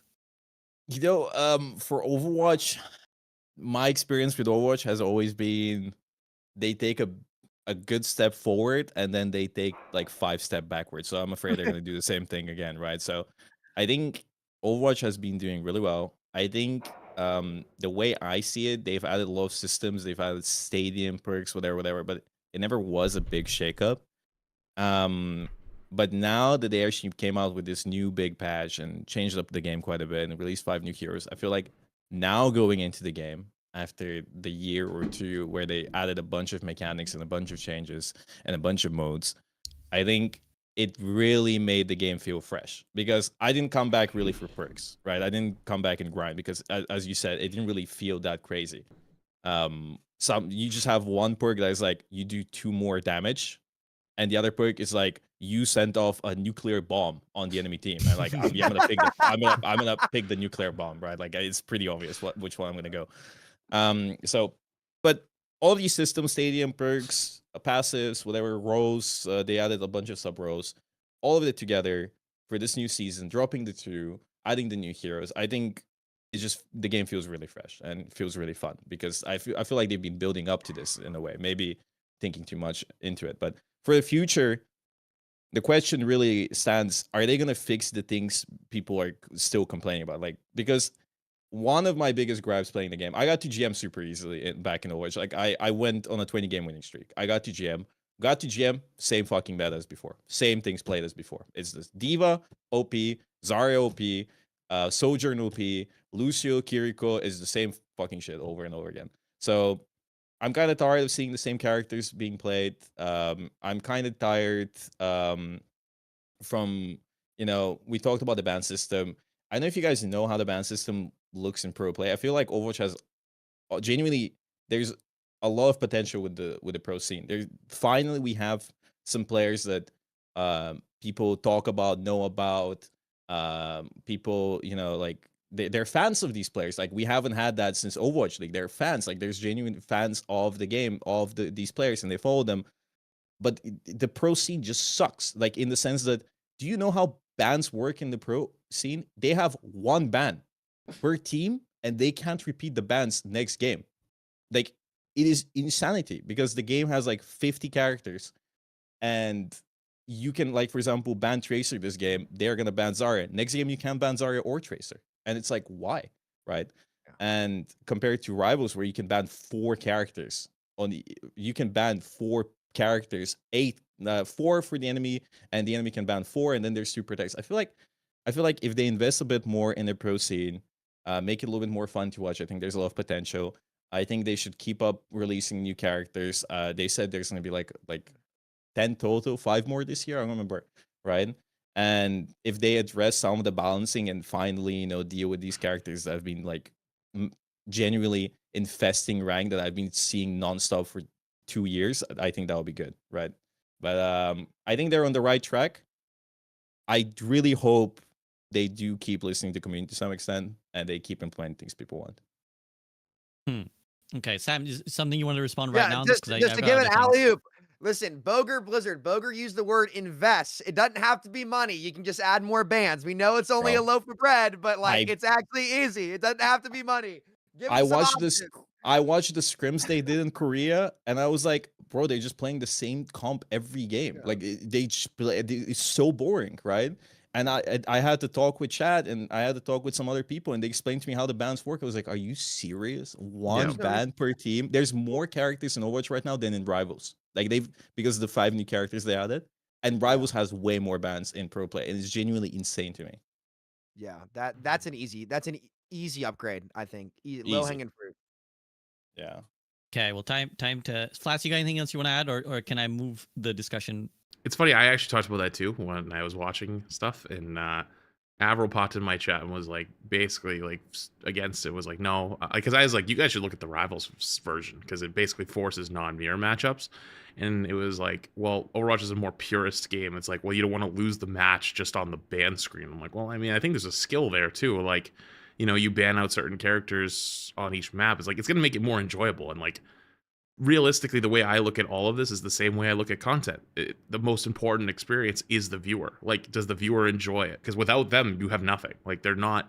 Like, you can be the most amazing Tracer player in the world. If nobody want to watch, then you don't have a career. You have nothing. Like, you're just good at Tracer and you can play on the ladder or do whatever. But, like, without, like, people watching the scene and, like, supporting the scene, showing up every day, like, that's it. Like, without it, like, it might not ever exist. So, like, you should try to make it so that it's enjoyable for them. And then also, like, you're a pro player. Come on, you can overcome the challenge of, maybe you're at a slight disadvantage for a map because you're on bans, or you know what, you get good at bans and now you have an advantage. And it's like, you could be a better team just because you're really fucking good at your ban phases. Like, there's another depth element to the game that could be added. But like, I guess the argument back was like, you ruin a lot of like the potential of like, you could just lose the match because you can't swap Widow and they have a Widow and you just can't win the 1v1. Just be more It's like flexible. just GG. Yeah, I mean, like, it's like not even like let's say there's a map where it's like Widow's just so dominant right now. Without a Widow, you just lose the game. Like, I Just get the spawn insta room. ban Widow. Exactly. Insta ban That's how Widow. I looked at it Like too. this. But it's like, I do that every game. Yeah, but like, that's the think- argument back, and I don't know. I didn't really totally like that, but it is what it is. I just think it's cool. I think it'd be cooler. Yeah, Their and in-game ban system is good enough. Like I love that system. Sorry, you go ahead, SVB. No, I was just gonna say, obviously, I don't want to be unfair to someone like Avril because to argue against an argument with someone not being there to give their point is potentially unfair. But I will say that I think in general, and this goes back to the point I was making earlier about like how eventually now Overwatch does have bans when first of all that was a thing we resisted for a long time. I think people gravitate towards what they would lose rather than what they would gain from a system, right? You could call that loss aversion, but people are more fixated on like, well, but if we do this, then there'll be some game where you lose in the draft phase. Okay, 1 in 10 games lost in the draft phase. But in return, you eliminate, for example, the same comps being played every time. And how much of a much more exponential win is that compared to, okay, well, 1 out of 10 games, yeah, okay, that sucked. Everybody was unhappy that this team lost. But even then, you can put that down to like, well, the coach should be better. Like that was bad coaching that the guy who's selecting the bans. Yeah, fucked up. Spilo. Yeah, Spilo, what are you doing? The thing to add to it, I think it's really cool to watch people play their niche heroes in Overwatch because I think Overwatch has a lot of really cool characters now. And I think by having one ban only, you just don't allow people to shine and play their little characters and pop off and do their thing because there's such a disparity between the value you can get on certain characters compared to like the most meta characters. And I've been watching recently some videos about old League of Legends esports, at least in the beginning. The amount of hype people experience, like the audience would go crazy when the bans would allow for this pro to play his favorite hero because that's his thing. And nobody goes crazy seeing Tracer again. Nobody goes crazy because they see Diva again. Nobody goes crazy because they see Lucio Kiriko again. People would go crazy if somebody, whipped out Bastion or whipped out, like, I don't know what's niche or not, like Lifeweaver, like people are like, oh my god, Rocket Attack goes on Lifeweaver because they banned 6 supports. Bro, that's hype. And I agree with Flats on the sense that it's cool to have the game be purist and stuff, but that's only cool maybe for the top echelon of the game. I think Overwatch should definitely invest to make the game more enjoyable from a casual perspective, because that's what matters. You do need to have people watch your game. You do need people to enjoy watching your game, because honestly, with these Korean scrims, I had fun the first match. Then the second match, I was already bored because it was the same thing I've been watching for 2 years now. And I'm like, brother, we just had 5 new heroes, and I'm losing it. Can I make them mad really quick? Because someone's going to say it, and I might as well get ahead of the game. Because you know what's going to happen, right? And someone's going to respond that like, well, they don't need your shitty ass streamer advice, you dumb fucks. They got 100,000 viewers last time they streamed. Yeah, because it's inflated by drops, you dumb bastards. Like, it's all drops. Like, so dude, remember when that was the last cycle of like Overwatch was 200,000 viewers, Rivals was 200,000 viewers. Like, oh my god, everyone's winning. Realistically, it was hashtag ad for Rivals. And Overwatch is drops. It's not fucking real. It's literally all smoke and mirrors. Like, people are there to either they're following their communities, and big streamers are showing up and playing the game for Rivals that don't normally play it, like Tim and Peanut were playing. Or you have an Overwatch where you have 30,000 people that are AFKing for their skins and loot boxes. They're all people that play the game, but it's not real fucking viewership numbers. Like, they're there, they're people, but they're not really there. Like, they're just showing up for their free stuff. And the reason why Rivals Esport has so many viewers is because it puts out, I think the last one was 14 skins and like a gifted sum event skin. So like, it was like 15. You could get 14 skins just by watching for like a couple hours. So like, honestly, I'd love to see Rivals do that. Rivals should just lean in and just come out with like a pro series of skins and then just fucking drop farm them. I bet.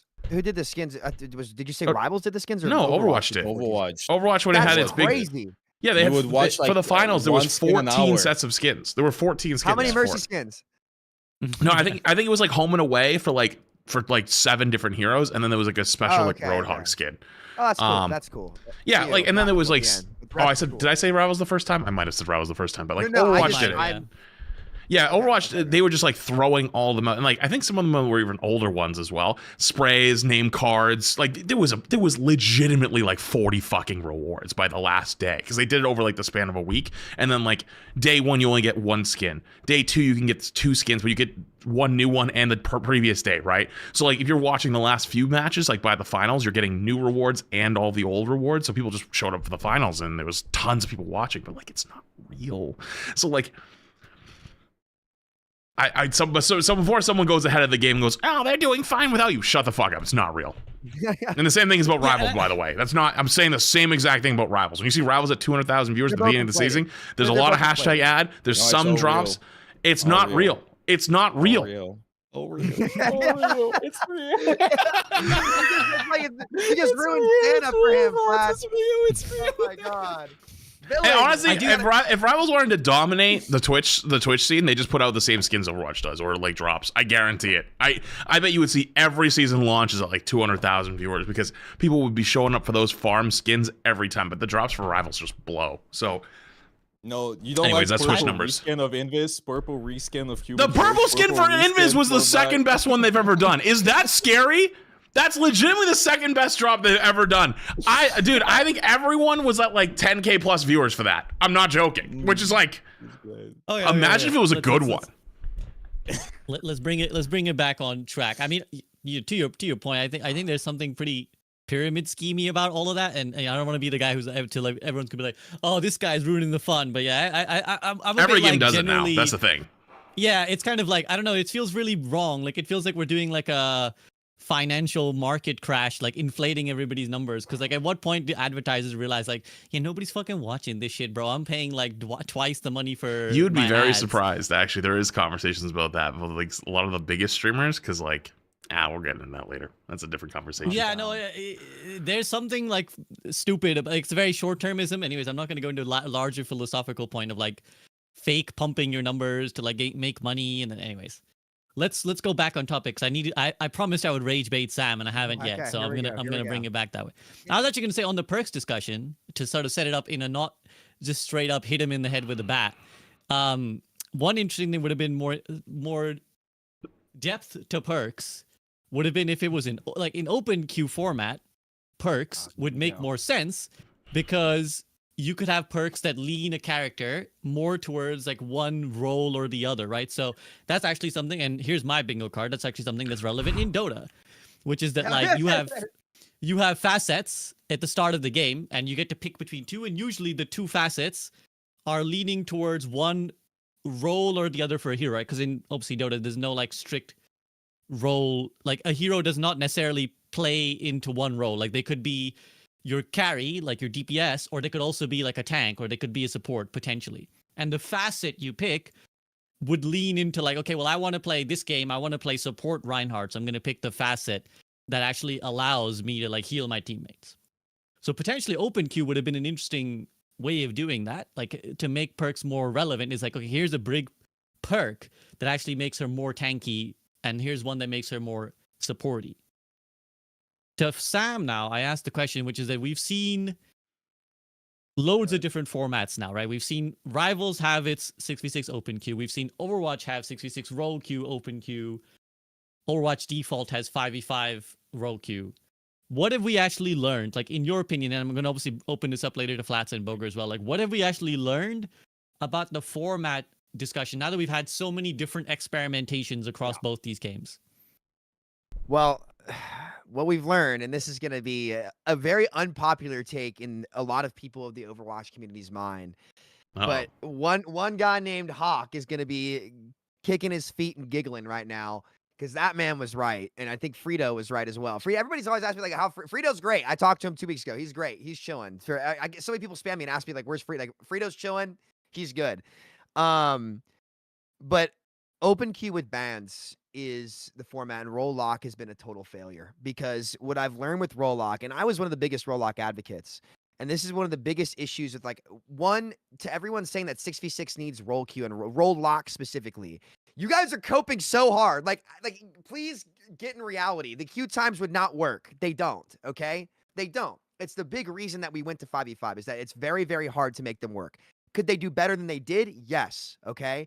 But what we've seen with Rollock is that design in the game gets taken away from what's fair for each role to trying to design characters around maintaining queue times. And if you look at what's happened with the entirety of Overwatch 2's life, if you're playing 5v5, it is just gone in a circle of balancing for the roles until, like, in my opinion, I think DPS are now the biggest loser, because when the game first came out and we were in the alpha, all the support players complained constantly because they were dying 10 times per 10 minutes. Even the Overwatch pros, like even the pro players, were dying on cooldown. They were dead every second of the game. So what did Blizzard do? They had to buff the support so that people wanted to play the role, okay?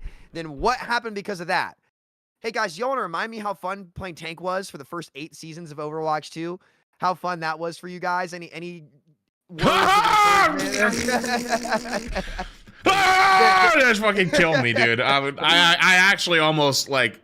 I almost had to be put in a hospital after some of those games, dude. It wasn't fun for you guys. So what did they have to do to maintain those queue times, make it fun? They made tanks so strong that a DPS will never win against a tank. It's like if they gave Tracer the ability to hold space like a Reinhardt. Like the tanks, like playing in Super Diva is so boring because when she gets on my backline, there's nothing that I can do. So how they've had to design the roles or they're designing things in a way to maintain queue times rather than actually like what's healthy for the game. Because you cannot convince me, I don't care who says it, that having tanks be raid bosses is good for a game. It's just not. And I've been playing a lot of open queue in both Rivals and in 6v6. I would love to see a hybrid, and you guys would know better than me, but I'm pretty sure Rivals came out and said that they did some kind of preferred role queue in the back end of their matchmaker where they look for people. Clearly doesn't work. Yeah, apparently it doesn't work that well, but regardless, I think that you can have a hybrid between role lock and role queue where it's not, you're not forced into your role, but there's a way that you can actually navigate. And frankly, I'm just going to say this right now. I would rather have a game with triple DPS and even just one tank to where I can actually play make on the enemy team. If they ran to limit 2 tanks, though, I actually do like to limit 2 tanks. I wasn't sure how I was going to feel about that SVB, but I think that's actually kind of the right way to go for if you're going to do open queue as a format. But I would rather have a game riddled with DPS players where my value on the map is not fun, like instantly outweighed because somebody is on tank, and that tank player is not even having more fun either. That's like the worst part. Like the depth and the dance of the tank loop isn't there in 5v5, no matter what you do with roll lock. So to me, like I consider roll lock to be failed at this point, and I was one of the biggest advocates. I got to eat crow on that. I was wrong. Like I was just wrong. I've really enjoyed 6v6 open queue, and I think even open queue in 5v5 would still make the role powers be a little bit more even, and they've just never been able to, because I don't think you can. And I think that the doubters and naysayers of Rollock were correct. And before anybody says, oh, I don't want to have the 4 DPS game or whatever where the game's instantly over, buddy, when I have the Hog one trick on my team and they swap Mauga, that game is over for me now because I can't kill the Mauga. If my Hog's getting gapped as a DPS, what's like, you can't make the play because he's just got so much more stats than you do to make it work in 5v5. So I'm off the Rollock train. Personally, I think 6v6 open queue is fine. Is it perfect? No. But go ahead, Flats. I feel like you can make that argument though for like DPS too. Like if you bump into the fucking Sojourn Hitscan server admin, like, well, my DPS are getting gapped. It's GG's. Like it's game over. Like as long as their tank 100%. Is not like stupid as shit. Like they understand. Like, yep. Like okay. A lot of times you're gonna have to, like, let's say you have the Diva available. Okay, I'm gonna have to play Diva. I'm gonna have to get in their face. Well, now they're getting the Mercy Pocket. They're probably got a Curie or someone like also helping them. I get like a 3-second window to kill them. As long as their tank isn't giga feeding in that 3-second window, like while I'm trying to do something. If their tank I'm not getting that kill to some extent, yeah, and it's like Havana or like a sniper map, it's GG for me. Like there's nothing I can do. Like it doesn't matter what I play. If their Widow is clicking every head, my Widow is not clicking heads. What am I supposed to do? Like genuinely, their tank knows what they're doing. I'm like, that's it. Like I can't push past him. He's matching me, and the map just doesn't let me play Winston or something else. I need to go Sigma. I need to go, and Diva is banned, so I don't have many options either. So I think it goes both ways, really. Like there's always a situation where tank doesn't have anything to do, and DPS doesn't have anything to do either. Yeah, I'm not saying you guys are wrong, but I think those things are different in that. Like, I'm talking about if the 1v1 can actually happen. Like, obviously, there's denials and things that both roles can do to interact with each other. But say that I go on an angle and I beat my counterpart on DPS and I get the extra space, right? I win that. But my tank loses the tank fight main. Like, if the last resort is me as a DPS going up against a tank in 5v5 roll lock, I cannot win that if he has pocket and I have pocket. There's no way I can win that. And obviously, like the Soj and the Widows on their maps are good. I'm not saying that it's like never gonna happen or that doesn't happen, but you guys have to acknowledge that like as a DPS, you're at a massive like disadvantage in that actual matchup. Should with you how many win that stats if are it's a activated. tank with a support and then a It- DPS with a support? Should you win that? I think I don't think that one role should have a massive fundamental advantage over the other. Like in 6v6 open queue right now, that could go either way, right? Because like the Diva and Overwatch, say because like an Overwatch 1 Diva, like that was not a 100% win rate. But Diva's like, take Diva for example. She's like the best tank at like, would you say Diva's like the best tank at like kind of diving an off angle and taking space and controlling that angle? Would that be a fair statement to say? One of them at least. In current format, like which one? Like 5 or 6? Just holistically in Overwatch's history, like if we're talking about forget 5v5 for a second. Can I? Sure, go ahead. Sorry, can I cut in because I want to help Sam here. I'm gonna again do my moderating job, and I'm Sure. gonna try and simplify the discussion. So if I misspeak, Sam, feel free to chime in. But Sure. I think I can simplify the argument you're making, and I think sometimes it's easier to see that from the outside looking in. I Sure. think the fundamental point that Sam is making is that just by picking tank, you automatically exist on a different level than just by picking DPS. So even if you gap your opposite number, the existence of this guy having picked tank is giving him more value, which is frustrating to Sam because it's like, well, I am a player of equal skill. This guy, because we've gone 5v5, is getting like a baby crutch that just because you pick this role, you get to be, 2 steps above me. And I can never gap you no matter what I do. It's So- it's a higher degree of difficulty for me to gap you because of all the additional things your role gets compared to what it used to be where the matchup was more relative. I think also, but you're now doing 2 jobs in one. You're doing 2 tanks' job as a single player. And I can tell you so many games where I have played pretty damn almost perfect and I make one mistake, it's GG's. Like if I make a singular mistake on tank, I will lose. If I play DPS, which granted, obviously I'm not as good at, or support, I'm not as good at. If I make a mistake, I will still win fights. Like I will go, uh-oh, I used Suzu too early. It doesn't matter. We gotta kill, our tank killed their tank, or like, oh, this extra damage came in, or oh, actually we ended up not getting pressured. Oh, it's fine. It's whatever. Tank, you take 2 that's the steps point, forward to the though, right, or whatever, it's GR. And it's like, That's the point. Sorry. Sorry, just to say that's the point that Sam's making, that he has a problem with that you can't do that either. Like it's bad for you too. That Well- if you make one mistake, you lose the game on tank because you're Right. only one tank. Guys, I think it all boils down to the 5v5 or 6v6. I'll be honest. I Yeah. think this is what you guys are going towards right now because 100%. the reason why tanks Not- are not raid necessarily. bosses is because of 5v5, because you need to be like, there's no world where you can be as like you can be on the same level as DPS stat wise or like similar level and be one tank, because then tank will be just useless, right? So Not necessarily. So what have we though. learned? It's roll lock because it was 5v5 open queue. The tank wouldn't need to be. You that wouldn't much need stronger than you wouldn't everything need else. 5v5 though if it was no roll lock. And Exactly. I think So but what I are we think doing most at this people point? think, but I think that's one of the main draws of Overwatch is people like the fact that it's roll lock. You queue up, you get your role, you get there's structure. You get players on other teams. That's what's happening in Rivals right now. People are calling for role queue potentially in Rivals because of triple support. Like it's been happening since the launch of the game and it's gotten louder and louder as time has gone on. And it's like, if you made roll lock in Rivals tomorrow, Adam Warlock becomes fucking useless. But you could technically That's true. change him at that point. You could make him do more healing. You could rework him and all these other things. But then you would lose the magic of when you can swap certain comps in certain places and you're stuck in that hero. Right? Like if I queue up for tank, I can't go DPS if my DPS player isn't playing optimally, or support player isn't playing optimally, or we can swap or do whatever it is. All of those things go out the window, which is like probably things that you like in 6v6 because you're a pretty flexible player where like if you queue in on DPS and your fucking support player is legitimately lost and they're like, I don't play support, you're like, okay, fucking switch with me. I'll play it. You play tank, some other guy goes DPS. I can do it. I can do everything, right? Like that's a value to you. Most players suck. I'm going to say I suck. If you put me in I've a seen it, Ryan. top Don't say 500 that. lobby, well, no, I'm saying you put me in a top 500 lobby and you throw me on the DPS, I'm like, uh-oh, like this ain't looking too good. You know, like in Rivals, I got like 1 DPS in the bag, 2 DPS. I got like the Wolverine and the Star-Lord. But outside of that, you throw me like the Hello 1v1, I might as well have fucking no hands. Like I'm fucking trying to aim with the stub of my wrist. You know, it's just, I'm going to lose that every single time. But most players like the structure of Overwatch. And like, But the thing is the reason why we've never had 6v6, the reason why we can't go back is queue times. So like, we all know the problem, but it's an unfixable problem. And even though I actually like the 6v6 gameplay more, it's been more fun. But the lack of structure is what turns me off more than anything. And it's like, I've actually played against triple support in Overwatch more than I've played in Rivals recently. Granted, I'm playing like High Master 6v6, but I'm just saying I played a lot against a lot of triple support in Overwatch recently.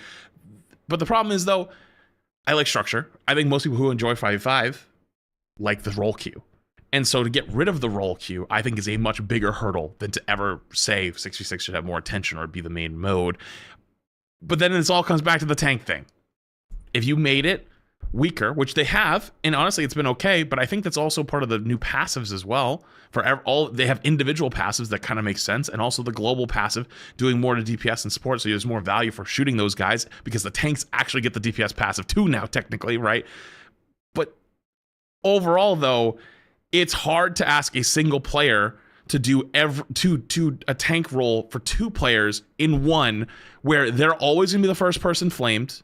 They have to be the space maker. They have to win the 1v1 versus their tank. Shooting the enemy tank is advantageously almost better than shooting anyone else on the team, except with the new passive stuff. But like, regardless, so like historically in 5v5, you just kill the other tank, you win the fight every single time. But you know, it's hard to kill that tank. So it's like risk reward for shooting that guy. You're feeding alt charge, but if you get the kill on him, you're gonna win the fight because you're the raid boss and you're better.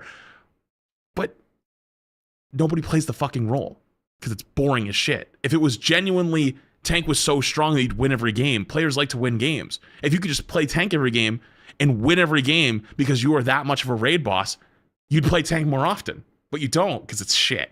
It's not fun. Yeah. I'm gonna give Sam a rebut, then I wanna let Bogur in as well.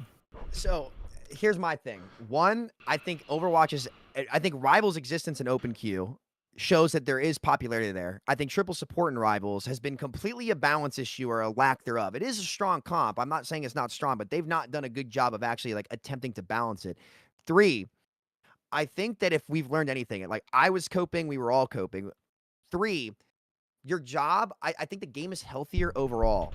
When the queue times are gonna be much lower. Or 2, when you actually just give everybody equal tools to win the game. If I'm locked onto DPS and I am like funded like by default, like a weaker value role. Like and by the way, like you can make a ton of mistakes on Diva right now. Fly in, get out, double bubble a Zarya. Like the matchups are not even. But Like, that's you Diva. can't- It's Diva, it's Zarya, it's Hog, it's Audio. everything. I mean, Hog it's gets just kinda OP rolled now, tanks. I feel like. Hog is Yeah, he getting gets rolled rolled. by he gets rolled by like other tanks, or maybe the one thing I'm defend perks on SVB is there is a situation where you sometimes are picking the May freeze perk to freeze the tank if you can to stop their cooldown. That is one perk choice that you do have to consider on the major perks for May. So I'll give him credit on that. But like ultimately, like that interaction between the DPS outside of like Soj, I'm not saying, I know it's not fun for you guys. I know it wasn't fun. I'm not saying it's like, oh, every time, but like that disadvantage is there. The power dynamic of the game, I think, is more important to maintain to be equal than it is to force a quote unquote structure in the game, because you're never going to solve the auto loss situation. That's the one thing I've learned. That's the Mad Hatter's like, rabbit hole that I've jumped down, where it's like you can never, and again, you learn this with Rivals recently with the throwing situation, where you can never control player behavior perfectly. And when you try to add more things in the game from a formatting perspective or how people queue perspective, which by the way, I would be very curious to see if they could leave it open queue, but have some kind of preferred role selection about like what you want to play. It's not going to lock you or anything like that, but it can check your play time, maybe let players select what they want to indicate, hey, I might play this, or like, this is what I can play. And I wonder if there is a middle ground. And I think the next big thing they could do to test out 6v6, a mode that's more popular than Stadium, which has its own dedicated team, okay? Just to throw that out there. I think that would be I bet Rivals does it first. experiment. They might. I bet Rivals will do it Actually, first. You know what? Actually, you're probably right. I would not be surprised that Rivals does that first. And I think they'll prove that there is because they've been very adamant, and they're right, that they don't want to go to role lock. Like they've adamantly said that since when, the alpha or the beta, like they've been very, very outspoken against not going to a form of role lock.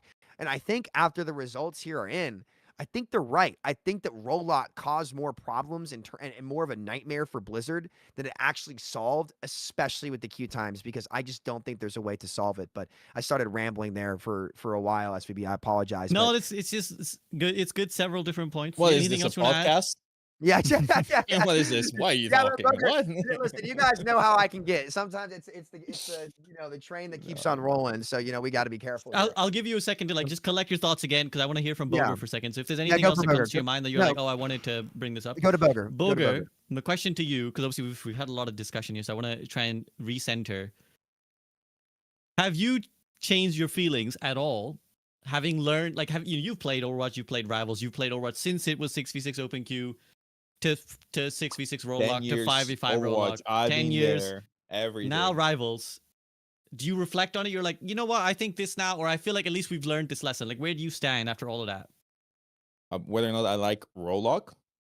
No, just where's your stance? Has it changed? Like, About have you I mean, about okay. about the format of Yeah. either game? Like, what is optimal? I get it. I think Rollock solves the issue of triple support easily. It solves the issue of having multiple, of the same row. But I think also it kind of like just genuinely limits what happens. And like you, as Flats mentioned, like you can't swap around. Like you can't swap with your tank if he's doing poorly. You can't go support if they're doing poorly. You can't, do some funny compositions, like Hail Marys, whatever. I do believe though that Rivals should not have a roll log. I like I feel like if they go roll log, they're shooting themselves in the foot. I feel like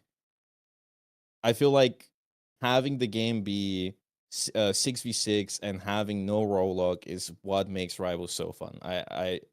It's genuinely queue times are not an issue because everybody gets in fast. We have had that issue in Overwatch for so long because of roll log.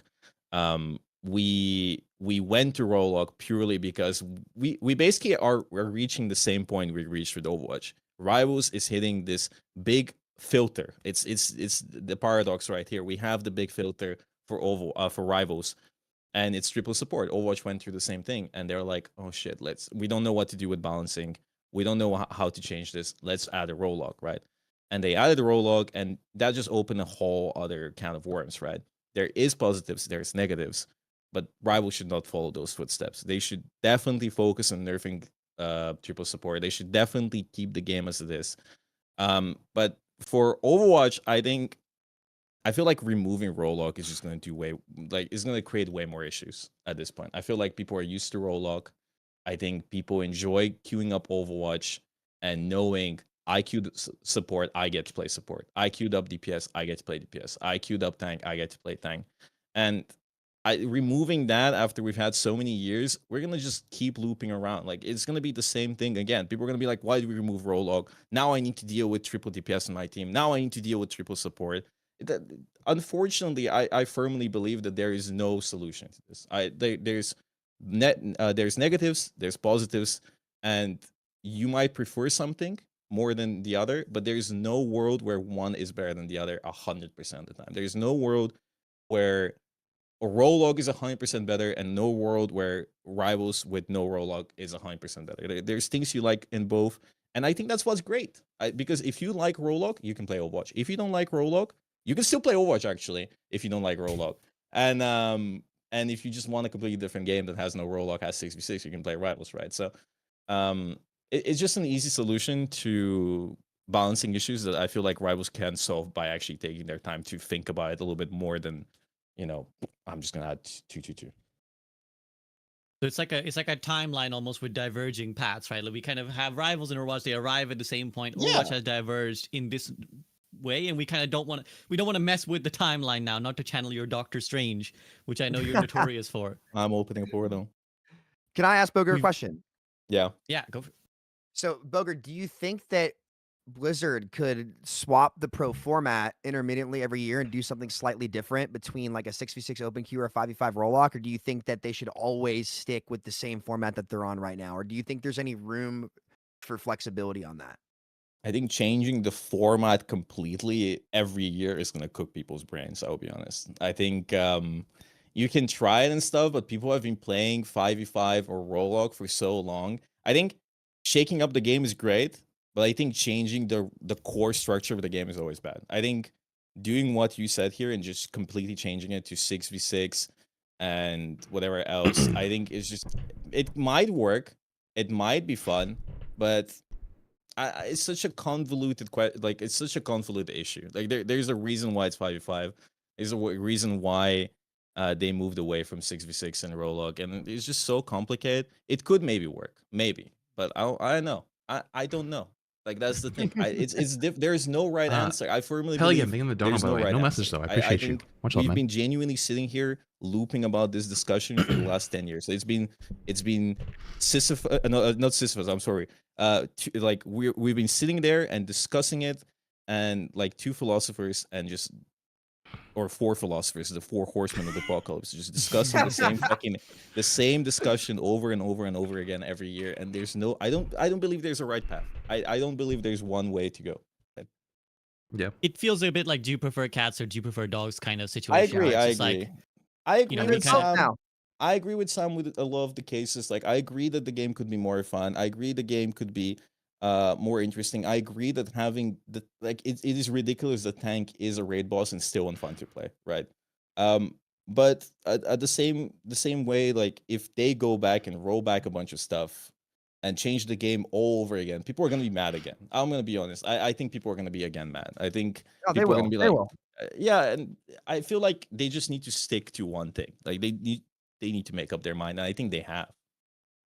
Well, there's both now Well, too at the same time. Like you can Yeah. play both. So That's true. you know That's true, and that's they- good. they shown it's sustainable. So I think there's a middle ground of like between the two of you, and it's like I think that it is very clear that 5v5 roll queue is the main mode. However, though, 6v6 I think, in my own personal opinion, is more fun. The only difference I have seen is the match quality. All the tank players appear to be in 6v6. If you ever queue any tank 6v6 games, you get 4 tank players in a team every fucking time. It's actually a little ridiculous. And also, the matches are much wider. Like you will get a diamond, like a low diamond, and a mid GM or high GM player in the same lobby because there's less players.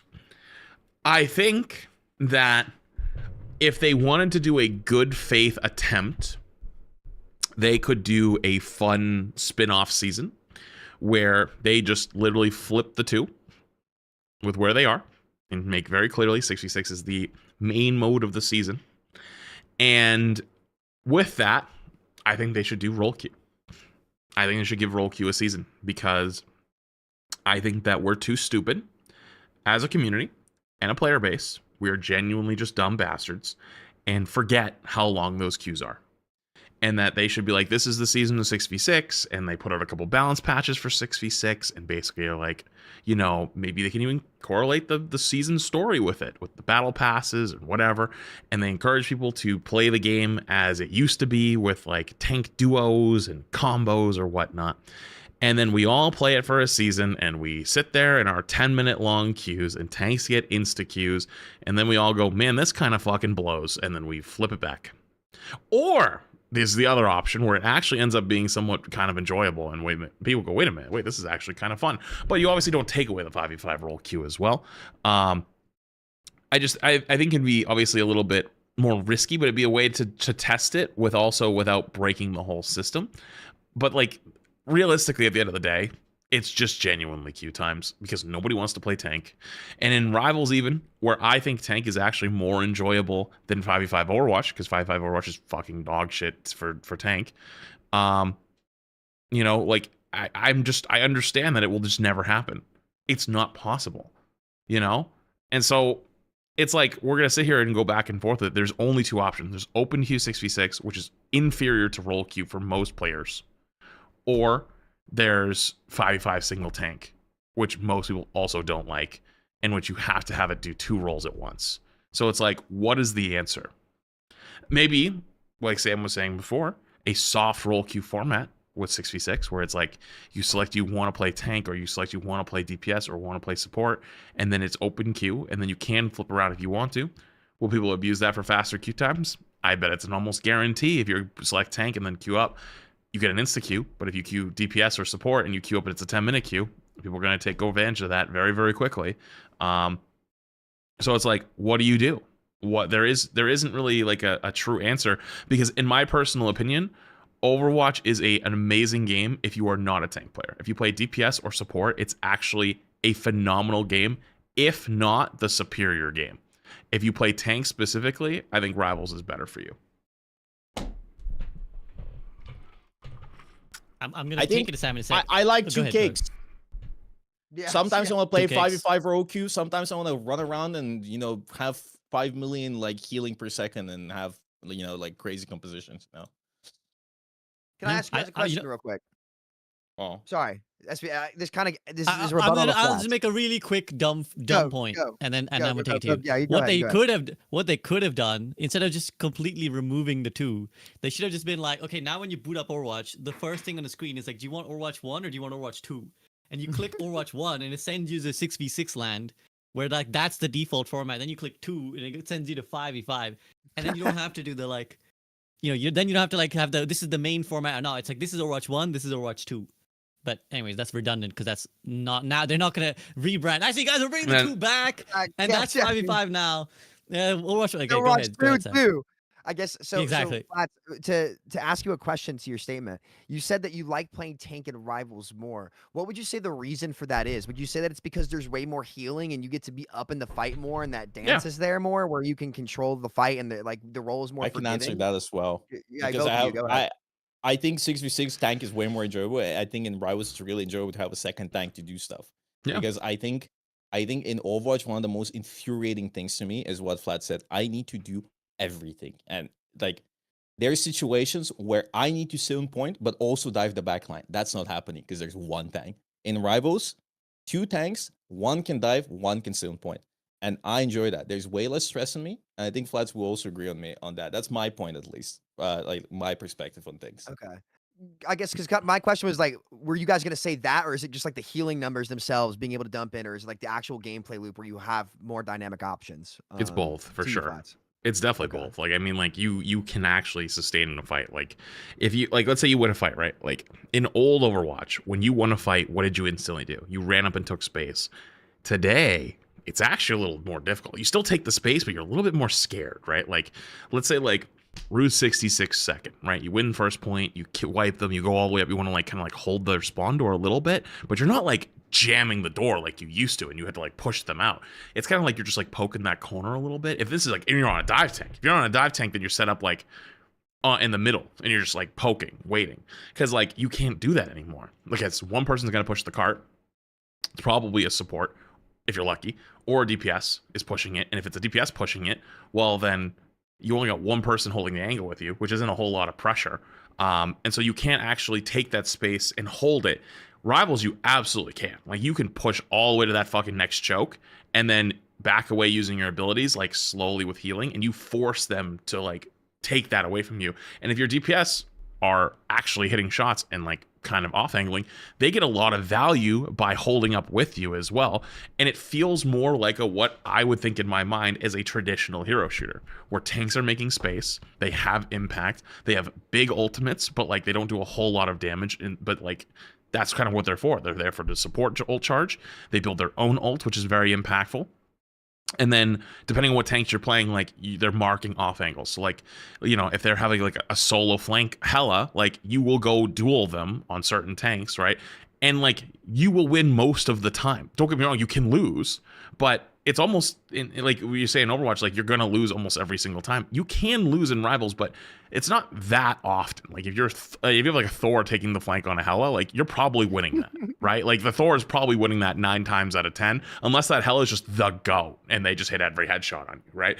So like even in that game, if it's a tank 1v1 on the flank, like tank wins it a lot of times. But in Overwatch, if you went to go deal with that flanker, now you have no front line and they just walk over your team and you're just dead.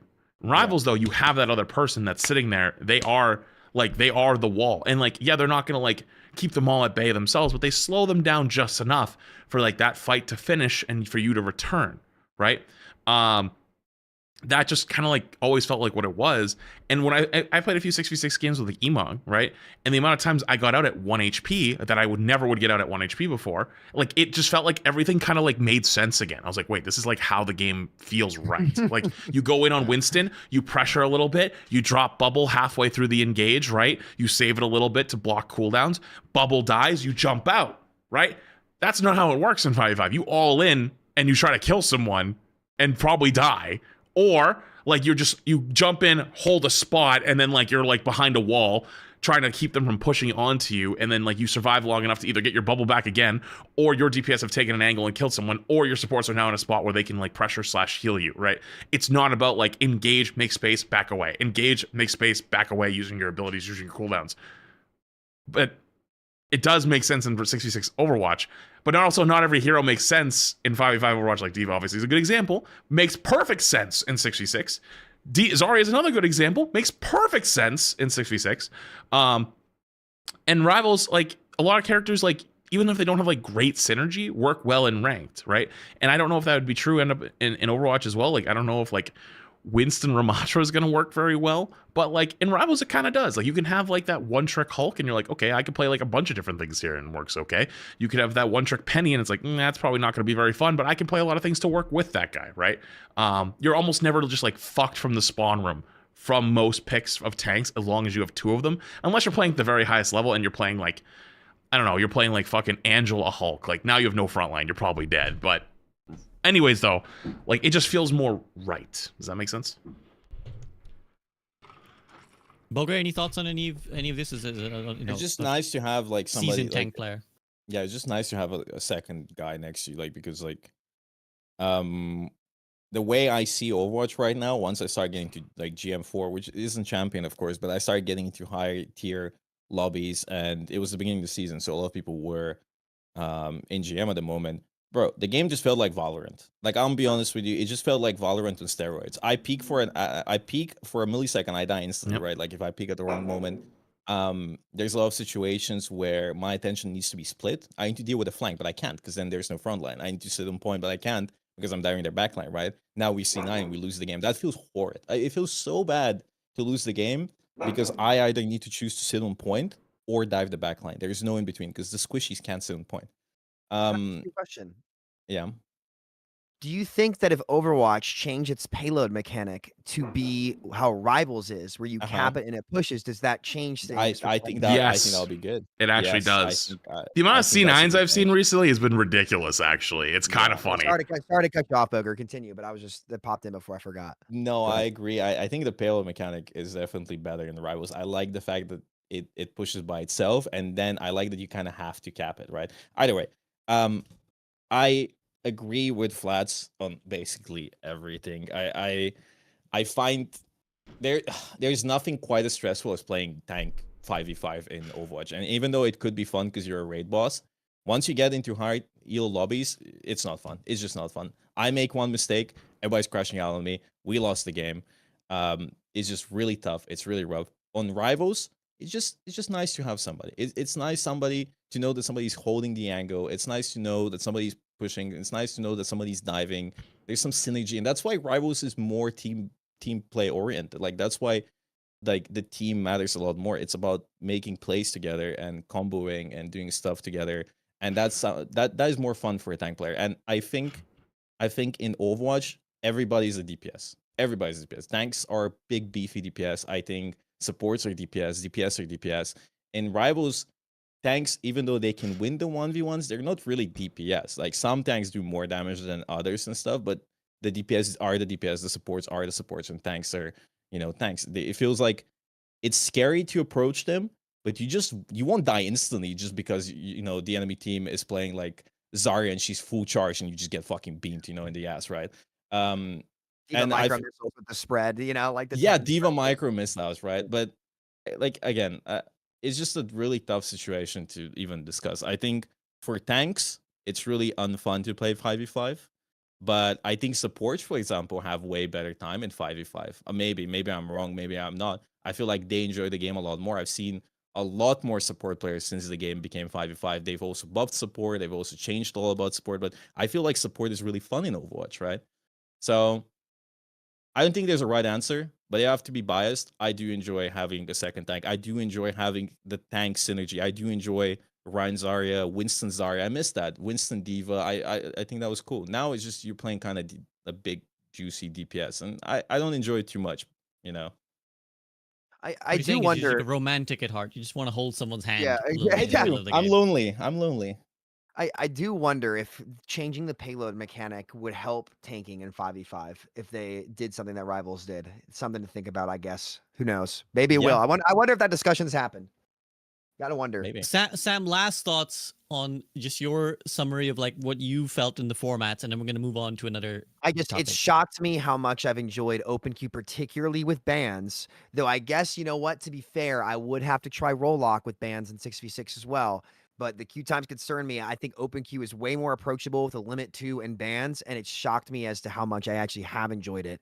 Granted, I'm probably a more flexible player than most, but I didn't think I would like it, and I always told Hawk not to argue it because he was wrong, and yet maybe I was the fool. So who knows? We'll see. But Well, I think these things are fluid, right? Just like sometimes also you have to make a mistake to know it's a mistake. You know, like like imagine if Overwatch had never gone roll lock, like the industry wouldn't have felt the same that it does now, right? Marvel Rivals wouldn't have made the decisions they did to be able to say, yeah, we don't actually, in hindsight, we don't think that was good because who knew at the time? Nobody could really have said with any empiricism, this is what's going to happen. So, okay, let's bring it now to more recent events. We talked big philosophy format, but both games obviously have been releasing at a steady pace, heroes and maps and other such content. So let's have first like a little bit of a touch base on the cadence, because I know this has been a big discussion point in Rivals, now a discussion point in Overwatch.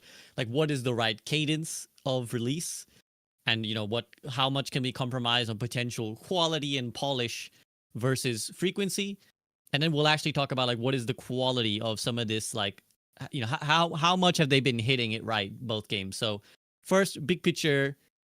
Cadence, Flats, I know this is a topic that's dear to your heart. So, like, how do you feel about the release cadence of both games? Oh man. Okay, I'm in. So let's start Overwatch. I think for years, the community has treated the Overwatch team like they're a bunch of incompetent children, and they don't know what they're doing, and they can't make things at a decent speed. That's not true. I don't think that they are literal like amateurs who need 6 years to make a single hero. Like, I got a pug hair in my mouth. That's just not true. And I think this season's proven it. Like, we got 5 characters. They all are polished. They definitely all look very polished to me. And we have another 5 throughout the rest of the year. And it's very fucking clear that if they want to put out more heroes, they can do it. And it's not causing huge issues. And I think that is something that we should have been demanding for a long time, and should not have been saying like, oh, like I want my heroes to be perfect on release and not too strong and not too weak, and they're gonna ruin the balance. Shut the fuck up. Like, dude, like in the last year, like 3 heroes came out. What did we have? We have I think Hazard. Sorry, so like before Vendetta, 3 had Hazard. We had Wu Yang, and we had Freya. People fucking hated Freya. Right? Thought she was dog shit, and she was just gapping every team, or was just dog shit. Like, there was no in between. Wu Yang was cool, and Hazard, when he came out, I didn't get to play Hazard. I play against him now. I fucking hate that guy. That guy is like, I don't even like the phrase like slop. Like, I think like a lot of people overuse, like, think everything that they just don't like is slop, and they can't even articulate why they don't like it. That is an actual block slop character. Like, he just jumps in, he does his little slash, and then you hold fucking shield your block until you leave, and you're still doing damage, and you're getting ammo back. It is that whole character is stupid as shit. Which is funny because when I saw it like 2 years ago with like the spotlight stuff, I was like, oh shit, this guy might actually be pretty cool. Like, it's a new style we've never going to see anything. Then after you play him against him for a few weeks, just block slop, fucking horrible. So out of 2 out of 3 and I liked Wu Yang. So like 2 out of 3 were shit. Like we're not cool, not interesting personalities. Like, he's fucking Scottish. That's about it. Like, he's supposed to be punk, dude. He looks like the most generic blockhead Lego looking ass dude. Like other than that, there's nothing there. Freya, like cool bounty hunter. but we saw nothing behind it at all. Like, a cool thing about her is her voice line. That's it. And she could float. She looks like Jet, I guess. Like, okay, now we'd spent all that time for these perfect characters, and it was nothing. Like, it was like, all right, like, would you rather just have more, and then, like, they're going to have more hits and misses? But, like, when they hit, they hit. But the only way you're going to get hits is if they're actually getting fucking released at some point, right?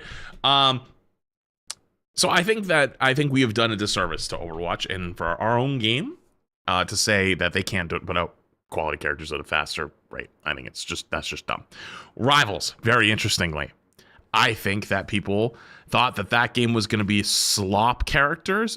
I think they've gotten more interesting over time. I think that they're scared now a little bit with Gambit, because Gambit was their first true support, and he has literally not been able to play the game since he's been released. And the only way he'd be able to is if they literally like gutted the character, so they're not really sure probably what to do in that department. The new character Elsa, I think was like an attempt of like they're trying to go back to the route of having strong characters on release, because they went a few characters in a row where they were very weak on release, and I think they weren't very good. However, really strong hit scan character with an insane ult just made people kind of like not really having a good time with that. But like Angela at first didn't feel like that good, but it was like cool and unique. The flying tank flying around over time has become better, has been more liked, and is like more skill expression with it.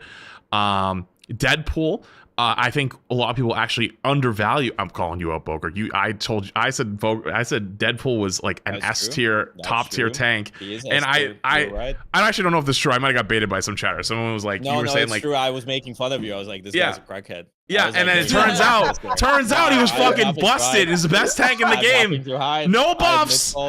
Just got there. And then like the support one was actually thought it was the best, and like I like within like the first few days, everyone's like support's not even close, and then like within a week, everyone's like, he might not actually be that good, and then like with time fell like really hard, and like DPS actually might be like the second best now, and support might be the third. But it's obviously debatable, but like regardless, though, like the characters with time have shown that they're like have more potential to them than people realize. There's more nuance to them, and I wouldn't say they're slop in any way, shape, or form. I think they've all been good. Whether they're healthy and fun to play against is a little different, but like they're not like buggy.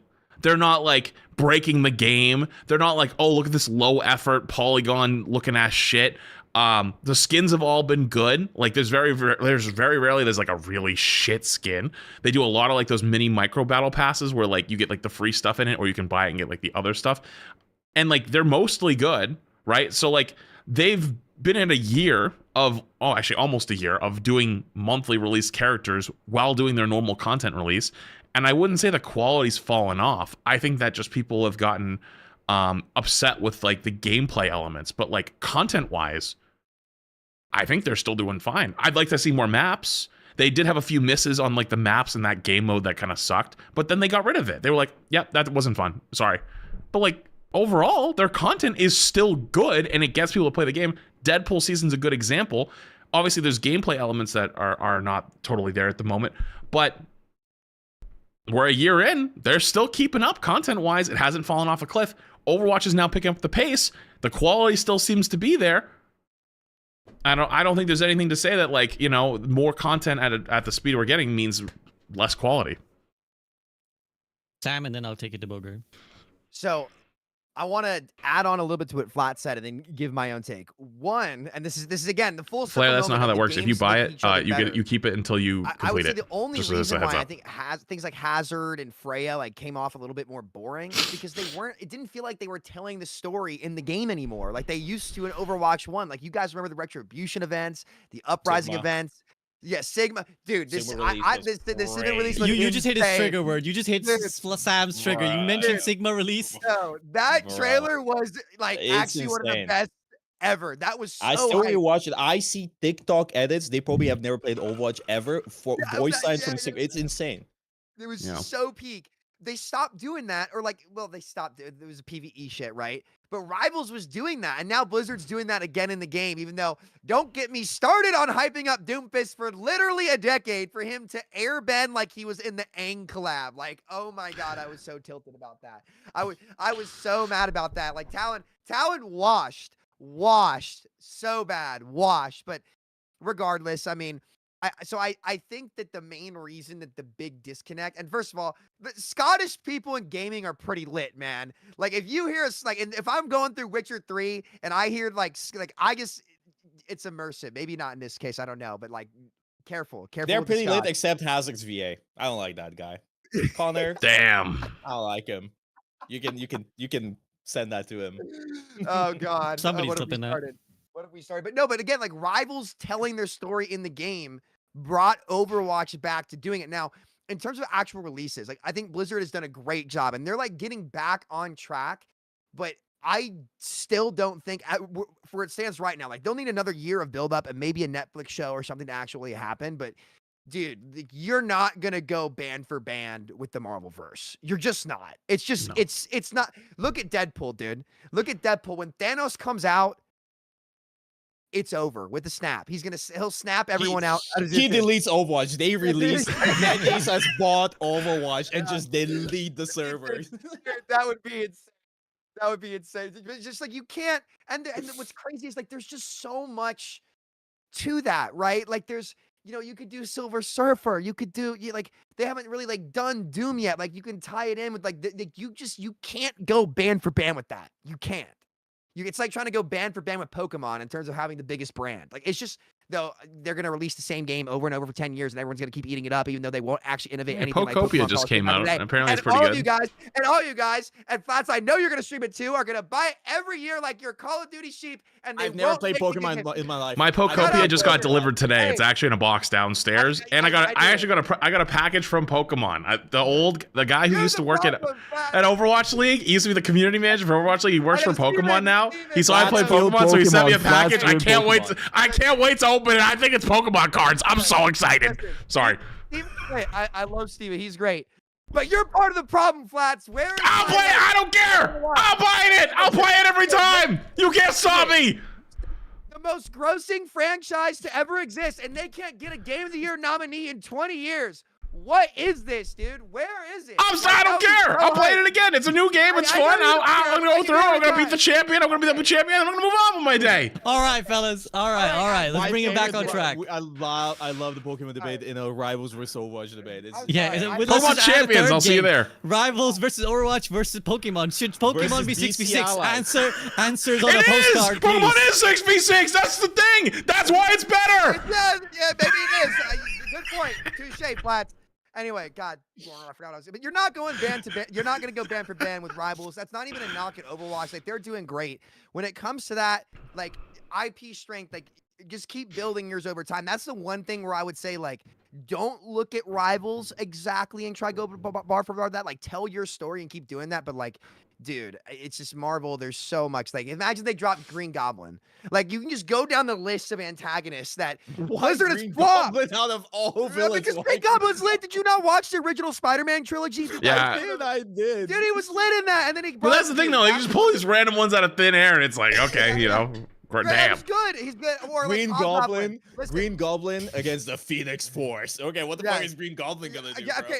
okay. Well, let's not act like power scaling is actually accurate in Rivals because Wanda is ass, and she would be lit if That's she was true. actually true. But regardless, like it's just I think villains and SVB were talking about this before the show about like why the Arkham series was so good was because the Joker in that series was just so great. The Marvel antagonists are just so much better than the Overwatch antagonists because they didn't do shit with any of them, and then the main antagonist just got one shot. So what the hell, man? Yes, I'm salty. All right, but no, I think that the cadence of Rivals, like you just can't match it. It's just. Can I be honest with you on that? I think I know why. Because, like, realistically, if you, like, saw those couple comics leading up to that cinematic, like, they just wrapped up, like, the Null Sector story, I think. Like they want to start fresh. They want to have their own character that they, know, I like, built their whole understand it. story around. Because, like, with Doom, right, like, that there's is old cool. lore. Like, maybe they don't know all the old lore. They're not familiar with it. So, like, starting fresh by, like, just pushing that guy in the background, it's like, I get it. I understand it. But, like, I know what you mean. Terry Crews was begging to voice act. That's how lit Doomfist was. That first Doom trailer. You want to talk about the Sigma trailer? That Doom trailer where he grabs Tracer and it's just That's my random bet. Terry Crews. 8 years later. 8 years later, Terry Crews just Yeah, he was, wakes I up in swear. wakes up in a cold sweat. He's like, "What? Someone still talking about my Doomfist?" He just got a chill down his spine just now. Actually, Yeah, what if he did? Who knows? So shout out Terry Crews. He's awesome. The Doom voice actor is great too. But you guys get what I mean. I won't go back on this anymore. I just Overwatch has been great. They should be happy with what they're doing. Don't compare yourself to rivals. Then like it's just David versus Goliath. Like you can't do it. It's okay. You're both doing great, but I think rivals has the edge. Okay, well, we were on the ostensible topic of hero releases and cadence and all that before Pokemon decide to start some beef. So, Bogur, I'm gonna take it to you.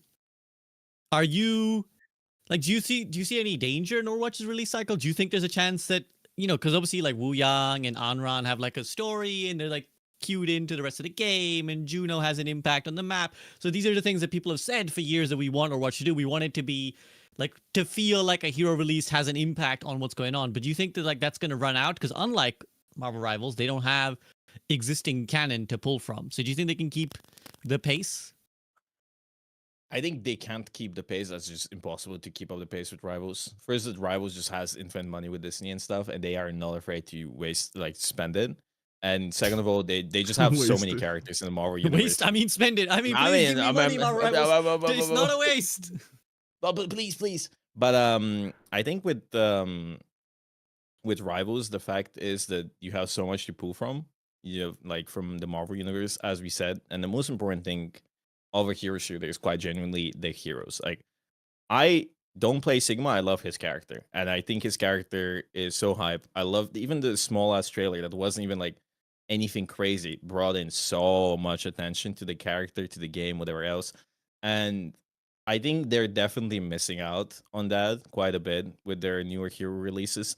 Like, it's cool that they do comics and it's cool they do stuff, but I'm really genuinely missing the shorts. I genuinely am missing the really cool shorts. Like, I'm missing the cinematics. They did do a cinematic, but it doesn't hit the same, The Reinhardt one was insane.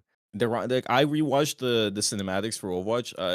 Like, it was hype. It still is. It's just really hype. And the fact that these characters have lore and you know a bit more of these characters, it genuinely makes the characters more fun. It makes me want to play the game more, because that's what matters for a hero shooter. It's about living the hero fantasy, and there is no fantasy to be living playing Freya, because you don't know anything about Freya. There's nothing to know about Wu Yang, really. There's small tidbits here and there, but there's nothing really interesting or like easily accessible that is interesting. Hazard as well, even though I like Connor and I think some of the gameplay loop is fun, just doesn't have anything to him. And I feel like this really takes away quite a bit from the game. I think just the sheer scale that Deadpool had, like the effect that character had by them just releasing him and keeping him accurate to the comics and having fun with him was insane. Like, it was insane. And they can keep doing that with so many characters in Rivals. They can keep releasing famous characters, and they've been doing a good job with hero releases. I'll be honest, people might disagree and they say, "Oh, these characters are broken," and they are. Gambit is broken, and Elsa is broken, and they do need to be nerfed. But they're fun. Like, it's fun to play Elsa. It's fun to play Deadpool. And I think the new characters are more fun than the previous characters. They might be more broken. That's a balancing issue, but design wise, they're so cool. Like, I think playing Elsa the first week or so was really fun. Playing Deadpool was really fun. It's a really unique character. Angela, I really like Angela. So even though people are like, oh, they're just releasing slop characters, I disagree. I don't think the new characters are slop. I genuinely believe there's a lot of thought and a lot of love put into those characters. And they just need to figure out the balancing. They just need to figure out what they want to do with these characters and how they want to change them. And they don't really need to release crazy cinematics or crazy lore, because we have all of it. We know everything about that, but we know everything about all of these new characters, and it's hype. And like, just Spider-Man himself, like, there's so many people LARPing as Spider-Man in games, because Spider-Man is such a notorious character, and the gameplay is really, honestly, like, it follows the same structure as you would imagine the character to have. Like, it is what I would imagine Spider-Man to play as in a hero shooter. Maybe Scarlet doesn't fall in the same line, but that one's a little bit hard. Lore-wise, Scarlet is a little bit OP. Yeah. But they're doing a good job. They know why people love the character. They bring out the best in the character. They follow the structure that's supposed to happen, and they are very, they understand. They just understand. I genuinely believe they're fans. They love Marvel. That's one thing I know about the developers. They love Marvel, and there's a love put into these characters. So I don't think Overwatch can ever match Rival's output of characters. And I think the characters that they release, even if they try to match it, would just be infinitely more boring because they need to invest so much more to develop the lore than Rivals ever has to. So I like the new characters in Overwatch. I think they're fun to play. I played Freya recently. She was really fun. They're just boring. They're just boring lore wise. They're just not interesting characters because there's no budget to develop them. There's no time to develop them, and I think they've chosen the path of we would rather release new characters that are fun to play. Lore is secondary, and I kind of understand that logic. But again, the most important thing in a hero shooter is genuinely living the hero fantasy, and that's why Overwatch was really cool in the beginning, and even like the first few years, even though the characters were ass balance wise, like genuinely ass. It was really cool to play Doomfist because they were hyping him up. They were hyping up the gauntlet and Numbani and everything. I was like, bro, this character sucks to play against, but fuck is he hype, right? Sigma, I find him so boring, but I find him so hype as a character. So I genuinely believe they should definitely invest more into developing these characters because there is stuff to be developed. Like there's a seed that can grow into something larger, and I think that's like the final piece they're missing is that Overwatch Blizzard magic that was there in the first few years. Now it's kind of like, oh, we got the character, we released him. He's kind of fun to play, but it's just John Overwatch, you know? Like it's like okay. Emre Overwatch, you know, like really Emre cool. Overwatch. And like Yeah, it he's kind of cool. could I add on to that SPB real quick or like kind of Yeah, ask go for it, a go for it. question to Bogur? Like Emre, like the way he sounds in game, his ult is like my favorite Sense Sigma.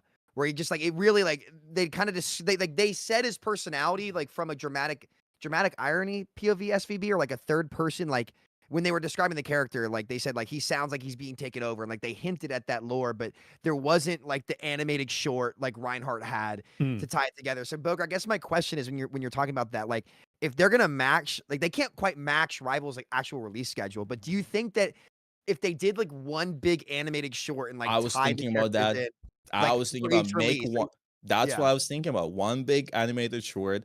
I think it's important. I think a lot of the higher ups are like, oh, it's a waste of money. But it is so important to have these shorts. They were so like pivotal. They were so important in Overwatch popularity back in the day. Like they Oh were yeah. genuinely so people when they see these shorts, they get so hyped to play the game. They want to try out these characters. They want to live that fantasy. Making a Right. big ass short, well animated, pulling on my heartstrings. Give us some more lore about Emre. I think Emre is really cool. Like, there's a lot of alleged lore about him getting taken over by a Finnish AI. Because we talked with the voice actor, me and Flats yesterday. He was in our games. We played some quick play with him, and like he doesn't confirm or deny anything because he can. But it's really cool. And like, oh, there's a Finnish AI that's taken over Emre and whatever. Like, develop that. Like, I want to know more about it. I also want to know why Brigitte put a fucking jetpack on a cat. Like, what the fuck was going on there, right?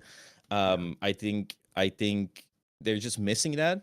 They need to give us something, and I think that's gonna be really cool. Like one big short, you know, how they met each other, how they fight against Vendetta, or like they meet against Talon. Talon's kind of fucking boring nowadays. I'll be honest. Yeah, they fumble Talon. Talon's They fumbled. fumbled I think you're Talon. right. That they have no aura. When I watched the Vendetta short, there was no aura there. There was no They're sitting aura. there like they're They like were a just deer in sitting there headlights.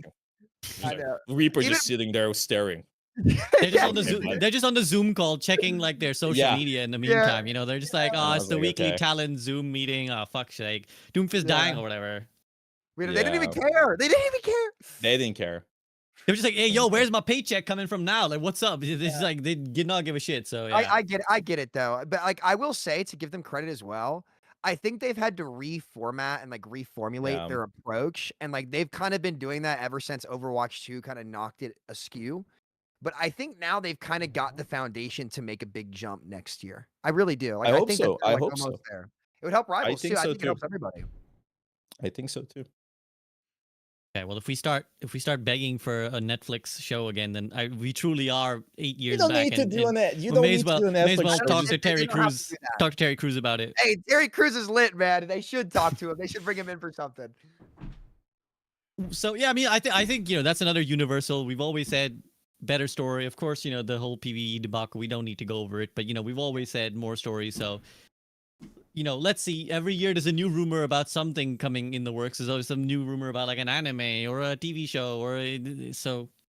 I guess we'll see when the proof is in the pudding. Let's sort of put a pin on the release stuff with the final discussion on just like non-hero related releases, right? So like skins and maps. I think both Sam and Flats mentioned like talk about maps, particularly in Marvel Rivals. I think Sam, you said you really wanted to bring up the map in your background. Yo, why are we still doing map pools?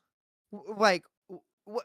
Do you guys know? Like, what happened to the maps? I think they're bringing them back Why- next They season. took them. Isn't Are they that back? like, I I think don't they're know. bringing them I back. read They're that bringing them up. online. Yeah, I don't know if they're that's bringing true them- they're though. bringing them back. Why were they Pretty just sure they're gone for a bringing them year and a half? Did they get Thanos snapped out of existence? I What don't is know. going on? Genuinely, I have no idea. They might have But, reworked just- them potentially, but if they didn't, then it's like, okay, well then why were they gone? I don't know. No idea. I just, No you know, idea. I love the rollouts on over the top of the roof, and again, like maybe that map is kind of Anubis reminder, and it kind of feels like Anubis, like with that choke. You guys know the impossible Anubis chokes, but like I was the Junkrat player on that map. I could play Panther Iron Fist and sit on the roof and jump on backlines, and it was fun. I don't know. I just kind of missed that map, but yeah, map pools got to go in both games. I think map pools are the biggest bait, like fake diversity.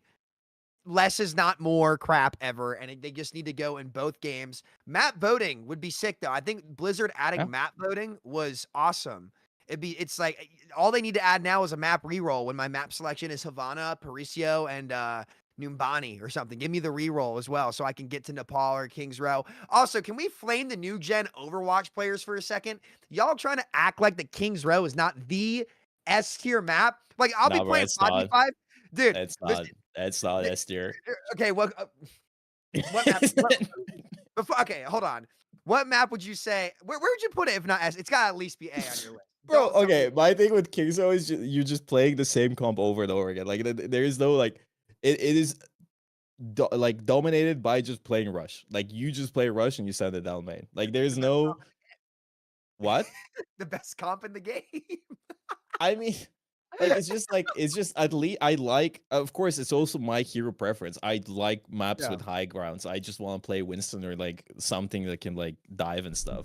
But like Rush maps, I just despise the fact that I will play Rush. I'll go King's Row, and it's like, if the enemy team has a Lucio player, has a Rhine player, or like a Ramatra player, or whatever. Like if they have that strategy, if they have that comp, and we don't have that comp, more often than not, we just lose because the map is just so Fair. like like there isn't much in terms of strategy. You just like You it's can't fun. circle around. It's like it's the lanes. Yeah, sure. Yeah, it's fun if you do the match, like Rush v Rush. But if your team has a Zen one trick, I'm like, bro, I'm fucking. Yeah, It's yeah, like, it's you like hard, wrap it up. It's tough. But one thing that I will say is funny in 6v6, it always gets like the whole lobby voting for it, but in 5v5, it almost never does. Yeah. Because all the tank players want to do their little synergies. That's Yes. literally what it is. I think That's- King's Row would be way more fun if you in 6v6 because you can like synergize with your tank. I agree with that. true. Well, I hate just- to break it. There was more. Go ahead, Flats. I was gonna say I hate to break it to you guys. You know, Overwatch is probably more of a Zoomer game these days, right? Like know. years ago, it was definitely like a millennial game, for sure. Like 2016 through 2022, like it had an absolutely older player base. But I don't know if you guys remember then. Like, we talked about it, where they were, they were 100% marketing towards a younger generation. They were trying to compete for the Fortnite, like the Fortnite base, and I think they got it. Like Fortnite, in a lot of ways, has declined significantly. And I think that's also why you see Overwatch is a little more, I don't know if this is the right word for it, but I'd say radical, where it's like very much like if you don't say that everything is perfect, that you are like the boogeyman, like everything you like, fuck you, Is it like which is not K-pop how it used to fans? be. It's kind of like K-pop fans, where it's like everything is perfect, never say it's not perfect. And like, there's a lot of people that do echo that sentiment as well. Like, even if they don't believe it, like they will, like I cannot tell you how many times I've like come across like where I see like some Twitter user who like will like basically go heart and soul tell like someone like you're so wrong, you're so stupid or whatever, and then like 2 weeks later they have their own tweet where they say the same thing, and I'm like, you only said that because everyone else was saying it. Like, well, you just said the same thing. Like, now you agree. And I do think that's there's a this is obviously a little more of a philosophical conversation at that point, where it's like, especially younger generation loves to follow the crowd. They don't want to be different. They don't want to be someone who, like, goes against the grain. Like, it's more safe to stay with everyone else. And so you'll actually see a lot of the same opinions get echoed, even if they're not totally true. And Overwatch has actually become more and more of that. I feel like, as I've watched over the last like 2 years. Not saying that's a bad thing. Like, Overwatch obviously is doing well because it has that generation of players to come into now. But I just wanted to say it because it's like, most of us are probably like aged out. Like, there's actually probably not that many of us anymore, and that's actually where the 6v6ers are. Like, they're playing Kings Row because they're used to playing Kings Row. But like, for the reason why the 5v fighter / new gen doesn't like it is because it just doesn't play the same, and so it doesn't hit the same. It doesn't do as well, and so most people are playing it because of nostalgia. So like, like, if you try to play 5v5 Kings Row today, you lock Ryan, walk out. Well, guess what? They fucking walk out on at best Ramatra, but mostly it's gonna be fucking like Sigma or some shit, and they're going to smoke your ass while they sit there on their or Diva. They're gonna sit on high ground and they're just gonna poke you the entire time, and you're gonna sit there trying to shield something, and you're just not. You're not even gonna play the fucking game. Like, so it is what it is, but it's like a little. It's very different now, where a lot of this stuff might come off different. Like, to us, it makes perfect sense because that's how it's like it always was.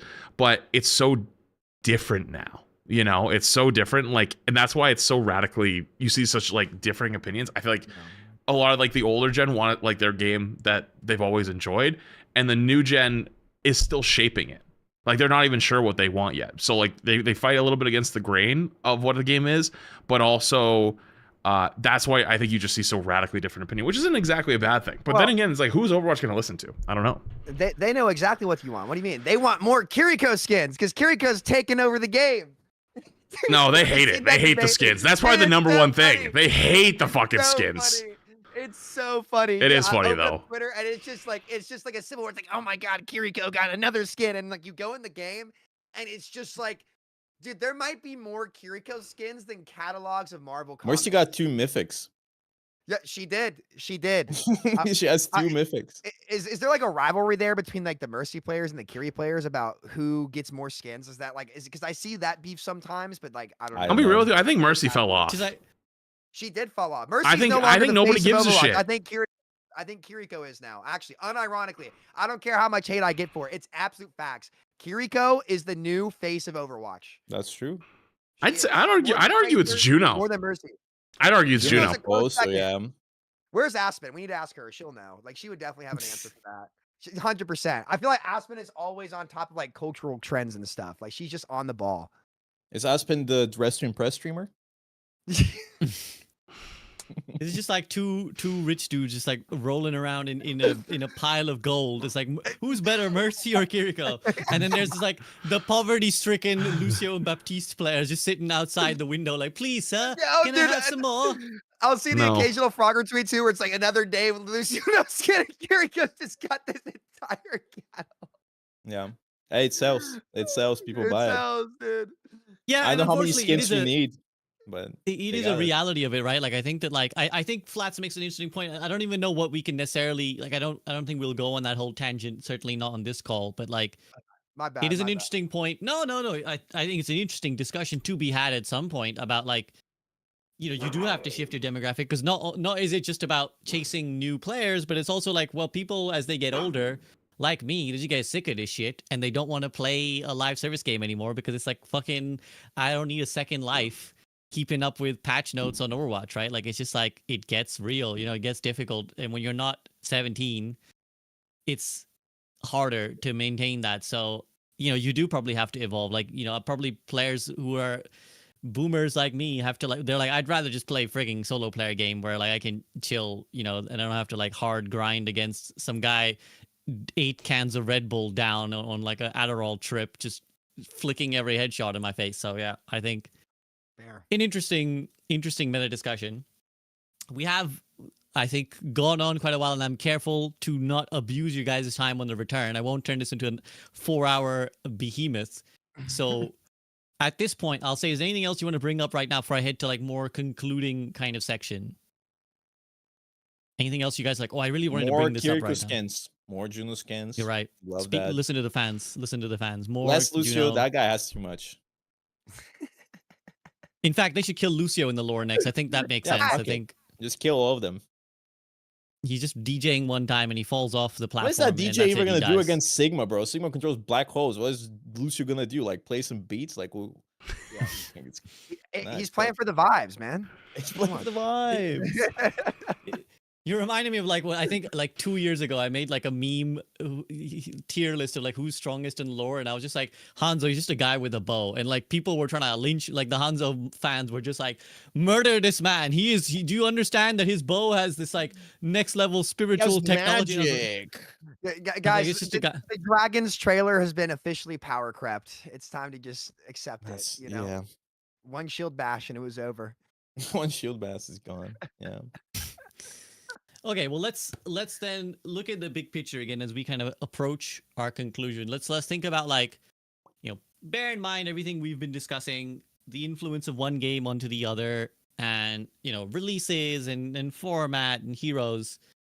And where do we see that future going? Like what's gonna happen, let's say the next 6 months, the rest of the year, in this relationship between Overwatch and Rivals? Do you see one game profiting from that more than the other? Do you think that like one game is better positioned to succeed in the next 6 months, or do you think it's going to continue to just be back and forth, one as a high, one as a low, one, you know, like how do we view the next year for both games? I'll go to Bogur first. Bogur, how do you view? It's a tug of war now. Like 2026. it's like they're just both pulling at the same rope. Like I think at some point Overwatch is better. I think then Rivals comes out, then that's gonna be better. And then people are gonna play some Rivals and they're gonna be like, oh my god, Overwatch is dead, and then Overwatch is gonna come out with something cool. And then I think the both games are gonna learn from each other and adapt. And like I like it. I genuinely I'm so like I can't express how happy I am that we have Rivals. I think I said many times, Rivals is the best thing to happen to Overwatch. Overwatch was so stale. It was so ass. They didn't listen. They didn't care because they had no competition. Rivals came out, as Vlad said, day one, they knew who their competition was, and they did everything that Overwatch wasn't doing. And then it was like, hold on a second. Hold on. We need to lock in. And they started doing stuff. They recently released the 5 characters. They added bans like we've always asked. They added map bans. They started implementing more systems. They decided to freshen things up. And that's really good. And now I bet your ass Rivals is preparing something massive as well. Because there's no way they're going to let Overwatch just win the hero shooter war. Because if Overwatch didn't exist, Rivals would be in the same spot as Overwatch was back in the day. I highly doubt they would be spending so much money and resources and like putting in so many things if there was no competitor. Because why would you do that if there's no reason to? So it's a tug of war. I don't think any of the two games is more well positioned in the future to like truly, take over and be the de facto hero shooter. But right now, it seems like Overwatch is winning. Season 7, I'm excited to see what's happening with Rivals, and I'm excited what to see what they've been cooking. What's the big next thing that they're gonna make? So I don't think there's like any winner here. The only winner is the end consumer. I still don't understand people sitting there like a tribe trash talking. I've seen people trash talk me. I've seen people trash talk Flats when we play Overwatch. I've seen people be like, oh, why are you playing Rivals? Why not Overwatch? Like, brother, 2 cakes. Today I don't want to play Overwatch, I'm playing Rivals. Today I want to play Rivals, I'm playing Overwatch, right? Sometimes I want to play either, I'm playing Deadlock, okay? And that's great. That's how gaming is supposed to be. Yeah, it's just a really interesting point that I can sort of, and yeah, Deadlock is another one. Maybe there will probably be a future podcast episode on Deadlock. Because again, it seems like you gotta get Metro on here, dude. Yeah, it's got a lot of the like creators of kind of a lot of the Overwatch creators. I feel like were kind of like that birthing sphere for a lot of these other games, right? Like that went into Marvel Rivals and Deadlock and stuff. But I think one of the interesting things that I noted on my return was like it's actually surprisingly small the number of people who haven't tribalized into Marvel Rivals or Overwatch. Like I was trying to like figure out like the scene. I was like, it is small, isn't it? Mm-hmm. Yeah, I was like, who can I speak to who's actually playing both games, who's actually like engaging in good faith with both games? Because it feels like there's some people who do engage, but only in bad faith, only to be like, oh, well, I checked out Marvel Rivals last week and it's complete dog shit. Like, can you believe this, that, the other? Can you believe, or vice versa? Like, I checked out Overwatch and I could not even believe that my character did this or blah blah blah. Yep. And actually, I think that's really sad. That's like a really sad place to be. I mean, I can understand it. It does happen. SCB, it is human nature to some. Yeah. It makes so. I don't mean to cut you off, but like, it is genuinely makes so much sense. I'm telling you, like, as a content creator, that is the smartest thing you could do. It is. Like, I've been experimenting a little more with like doing like game reviews, talking about other stuff. I'm telling you right now, I did one most recently on Marathon, and I talked about how I thought the game was okay, and I understood like why people didn't like it, but I personally didn't like it for these reasons. But I understand why people liked it and explain why that was. And I'll tell you right now, that is one of my already, like, it was disliked pretty heavily. I've had more people like messaging me like, your takes are so dog shit. All I said was it was okay. Like, I didn't say like it was great, or I didn't say it was shit like most people. I said it was okay, and I talked about what was good and what was bad. And I'm telling you, the reason why that is if you take a side, you have those tribalistic people that will come to your aid. If you're on the other side, those tribalistic people will come to your aid and they will fight for you because you are on their side. If you are talking about the nuances of both, you have no one. You're by yourself. And that's realistically what happens in a lot of online spaces. It is way more advantageous to pick a side and stick with it than to try to have nuance with both. It's actually really sad. But you're right. Yeah, I agree.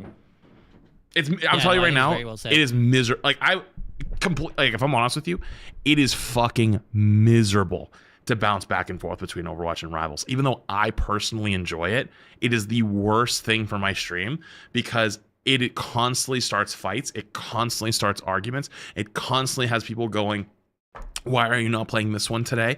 And then if I do talk about something I like for the other one, that gets clipped, and the other people are like, oh my god, he's shilling for the other game, or oh, he's just because he's getting paid. Which, by the way, best part about playing Rivals of all time was when I started playing Rivals after Overwatch, is everyone said, oh my god, he's shilling for this game. I actually got paid to do sponsor streams, which are hashtag ad. You actually see it. I had 100 times out of 100 rather be called a paid shill and actually get paid than be called a paid shill and not get fucking paid. Because either way it happens, no matter what. If I played Warframe, actually I said Warframe because it doesn't matter what game I'm fucking playing. If I'm playing a game, it's like, oh, this must be an ad. I played ZZZ, oh my god, this must be an ad that you must be getting paid. Everyone will always say you're getting paid if you're playing something else half the time. So it's like, I'd rather get paid than not get paid. That said, though, it's sad. It genuinely would more advantageous for you to pick a side than to not. And I have tried to do my best to walk both. And if I'm completely honest with you, it has turned me off to both games as communities more than embracing both of them.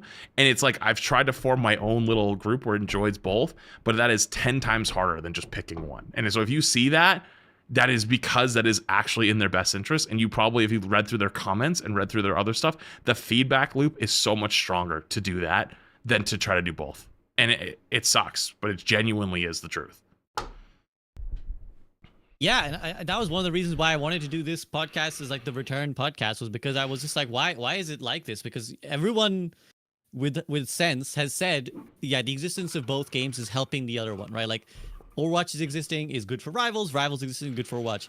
And yet all the discourse online is just, yeah, as you described, it's just either we hate Marvel Rivals or we hate Overwatch, and just like we're just gonna go back and forth, farm our tweet engagements by saying how bad the other one is. And it's just like, it just feels really sad.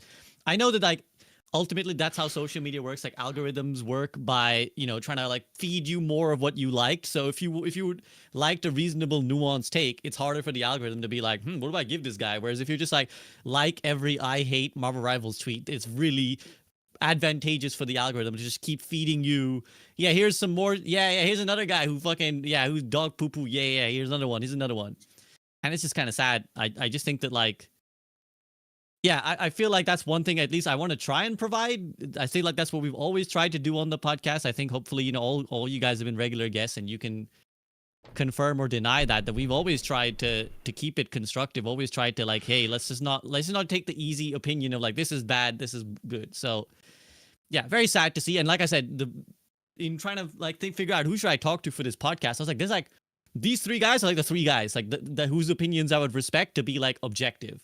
Because, obviously I know, again, the comments are going to be like, you brought on this guy, he hates that game. Like, insert both sides. He hates that game, he hates this game. But, like, I trust you guys to have, like, actual objectivity and play the game that you feel like this speaks to me more, but I can see why this game is appealing. So yeah, sad state of affairs. I'm sad to see that this is where we've kind of ended up. Mm-hmm. Well, I mean, glass half empty, half full, right? Because at least there's two options, right? We're only Bro, there okay, I was because- just gonna say the most miserable thing is just having no options. I'll be Yeah, honest with you. yeah. I've been thinking about Yeah. it the whole time. I've been getting flashbacks just having Overwatch. That was miserable. I'm be honest. Just like at least when Overwatch is bad, I can hop on the Rivals. When Rivals is bad, I can hop on the Overwatch. Back in the day, we just had Overwatch. That was genuinely. I talked to many people, you included, many of you guys privately. Nobody wanted to be on that train. It was fucking terrible, right? And even though the communities are really annoying sometimes, can't really do much about that. At least there is something else to do. You know what I mean? Like at least there is something else to do. And I genuinely, you don't know how grateful I am for that. I am escaping that little bubble of only having to play Overwatch is the biggest godsend I've ever had. In Oh, in my by the way, career. you Like, could still do that. By the way, you can play both. You just have to pretend that you Yeah. hate the other one while you play the other one. Yeah. That's like Yes, that's all yes. I'm saying. By And the then- way, like my titles were because people kept coming in and be like, "Did you quit Rivals for Overwatch?" And then Oh, when I played Rivals, "Did you quit Overwatch?" I just started making my titles. I quit Rivals for Overwatch. Today, I quit Overwatch for Rivals. I'm playing Deadlock today. I quit Yeah, Rivals yeah. for Deadlock. It's like people are like, I actually get baited to come in. It's like, yeah, fuck that game. I was like, bro. Yeah. You've like reversed the rage bait onto them. You know what I mean? Bro, It's like, the amount of people that came in, they were like, fuck Rivals, fuck Overwatch. It's like, brother. And that's one thing I'm at least happy for you guys. Like again, from the outside looking in, I'm so happy that you guys have actual options because I do remember those days. I remember when it was like, wow, I actually wanted to play a game I liked, and then like 80% of my viewership was gone because people were like, "You're not playing just Winton Overwatch." It's like, oh, brother, can I and then can I Flats is live? talking about the light at the end of the tunnel. Like we're in 2021, we've all got like our hoodies on. The light at the end of the tunnel, we see it. But now we're here. We have Deadlock too. Like SB, you honestly Deadlock should is get a great. Deadlock gang together. You're gonna because, love Deadlock. dude. Have you played It's Deadlock SVB? have you played SVB? I played like really early when it like came out, Play and it you know now. people were trying to play it. I think Bogur gotta and I we play it. As played a like a Dota few player. games, but As a Dota player, You would enjoy love it, Deadlock. dude. I did like a lot about it, but I was just like, my biggest like push away was the same as Overwatch. Just like I can't be bothered just like aim training and shit. Like I'm so over that shit. I'm so over like just like having to keep up with some, you know, like with like fucking SK who's just gonna be like no lifing this shit, bouncing off walls and like I'm so you with know, SVB at this point. jetpacking- It's actually scary. jetpacking Yeah, into but the hot sky, and you're take, just like, hot "Beep, beep, beep, take. beep." And I'm like, dude, I just want to like play for like 2 hours and just like, you know, not like It's have chill- to you keep up can, with though. this. I actually think Deadlock's like the first type of MOBA where you can enjoy the game that way. That'll be an episode for another discussion. But that's how I've been playing. Like I'm kind of blind now. Like I can't really see. I do my glasses, but I'm blind as a bat. But I think it's actually pretty fun. But that's a conversation. for I another do day. want to That's- play it again. I just I mean I was on my Dota train anyways, and you know I'm sort of satisfied. I got where I wanted with Dota. I got to Immortal, so I was like, okay, I proved something to myself. But I think in general I err on the side of like if the maintenance of a game is tactical rather than mechanical, I'd rather that, right? Like I'd rather keep up with the game where it's just like I just need to know things than a game where I have to like constantly keep my mechanics up. Because like Yeah. that's just for me a lot harder and more time consuming than just being like, oh, okay, I should actually play the game like this now. Like I should change my strategy a little bit. And that's also why I like, you know, like card games and like, you know, want to play like Slay the Spire or whatever shit. I So love it's like- Slay the Spire. I already have like 12 hours on the second Oh one. shit, or yeah, I need to 20 get I alpha. need to I've get been on playing number every 2. day. Slay I the need to get Spire on to 2 is- number 2. All right. Well, That- I have one last question, SVB, before I got to hop. One last question. Yeah, I was gonna get your Have thoughts you anyways. watched? Oh, my thoughts. Oh, that's right. I God. I know where I already know where your question is, Okay, so all I'll right. answer it later. But you tell me your thoughts. Okay, we'll see if he gets it right, Bogur. I bet you he does. Look, I think both games are good. I think Rivals is in a better position to blow up because I do think that the hero identity with a hero shooter is just too important, and like it's so easy for them to just drop Thanos and everyone's gonna get on. You know, like that's Yeah, just but the you nature of drop Rivals. Thanos and then you play against triple support again, and like people are like, okay, Yeah, I want to play True, Thanos but anymore. that's an easy fix, Bogur. Like I do Yeah. think that I say easy. It's in. Well, I mean, it's been a year and a half now, right? Yeah, It's- I know, but that's an easier fix than like launching a at scale or comparable Marvel IP level marketing media campaign. Like, you know what? Like, Mhm. I would put my money on those devs solving triple support and like big gameplay issues in one patch. The degree of difficulty to do that, in my opinion, is easier than launching a full scale, like to the degree of Thanos or Deadpool Overwatch like cinematic verse. Like I think that's so much harder to do. Even if you do it perfectly, like Marvel's just so big, like they're just smurfing. Like honestly, they're literally smurfing when it comes to media. Like it's just free. So I think both games are great. I think this is the best result for everybody. I think that Rivals absolutely killed the Overwatch 2 era of Overwatch, and that was the best thing that could have happened for Overwatch. And I think the community has realized that and now appreciate how much better Overwatch as a game is because of Rivals. And I think that a lot of creators are really happy that Rivals is the game that it is because it's like the best content farm game ever for like if you are like really into that, like it's so good for you to do that. So I think this is best case scenario for everybody. I'm happy with it. And SVB, have you seen Have I Gentlemen- watched Dragon's Blood? Yeah, Have you yeah, I watched know it? where it's going. I know where it's going. Did you watch it? I've seen season 1. I've seen like Okay. a lot of season 1. It's not Tell me- that great. I Are you knew talking you'd about the have it Dota right. show? Yeah, the Yeah, Netflix Dragon's Dota Blood. show. The first season was good. I'll be honest. The second, I don't know if there's a third one. I didn't like the after There's that. like there's I like. 3 books, but they haven't done another one in forever, so I don't know. I'll be honest. The first one was My- good. After that, I think it kind of fell off. At least that's my opinion.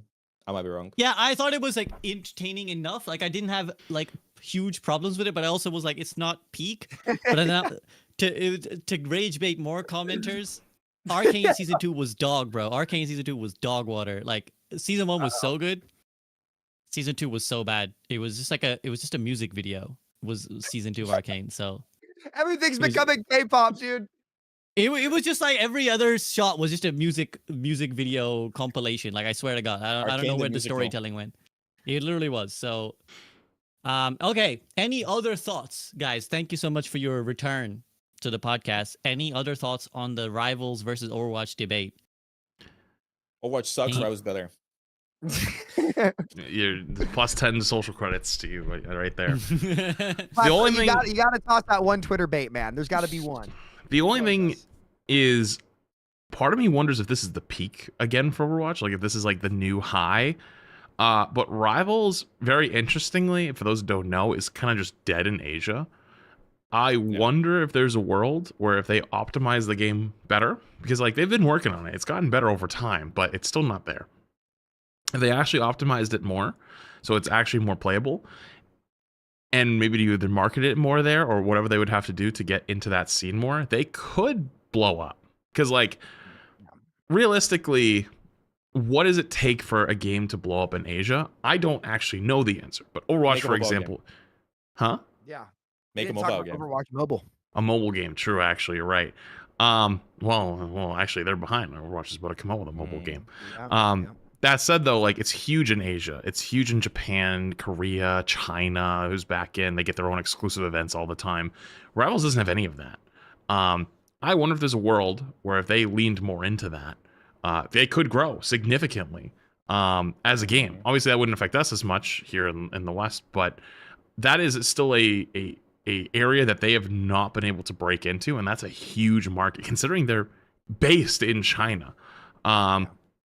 I bet that's their. I wouldn't be surprised if that becomes their number one focus next year.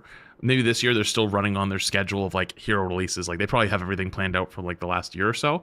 But if I was them, I would probably be like, that's our next untapped market because they've hit, I think, more than their cap here in the West, where people are going to come back every time for new updates and for new characters, and then they're going to leave.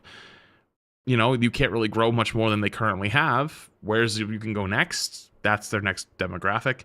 Overwatch is already big there, and I don't think it's going to be able to either grow or shrink. Like it'll probably just have however many players it currently does, and it will come up and down as the seasons go, like most games. But Rivals definitely still has markets in Asia that it could target. See how it goes. Will be interesting. Will be interesting to develop. It's also interesting how much impact that'll have on like how much will we feel it if those markets are thriving or not in you know where we are. So yeah, it'll be interesting to see. Any other thoughts you guys want to drop? No.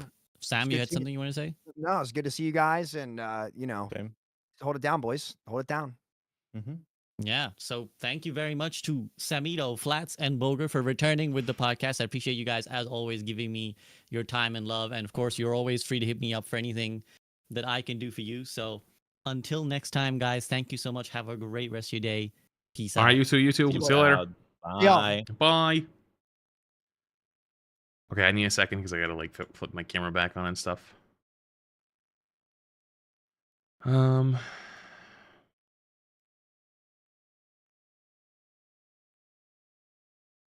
Is this gonna work? It does work. Okay, I got a couple things I gotta turn back on for my overlay stuff.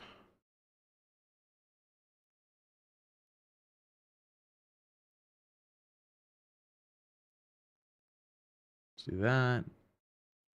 And then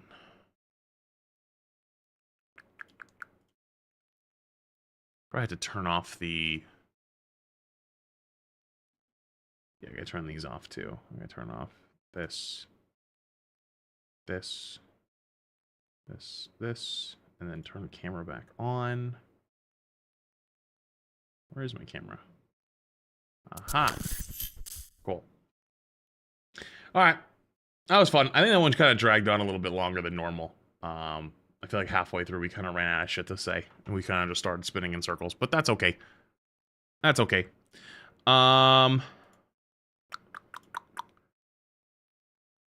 Okay, it's 3 o'clock, so I got about another hour and a half.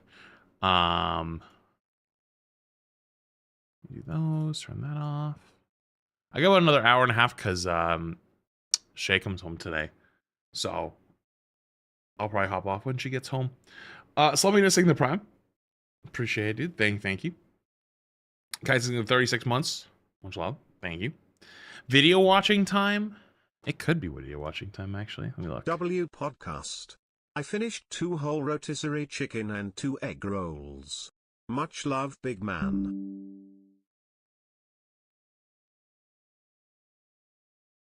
Okay.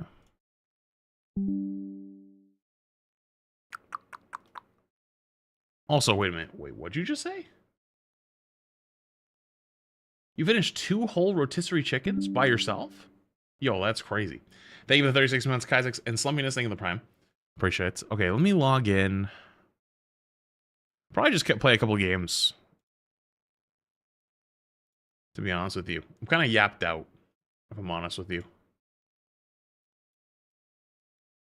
Those always kind of... I don't know what the best word is for those. Tire me out a little, you know.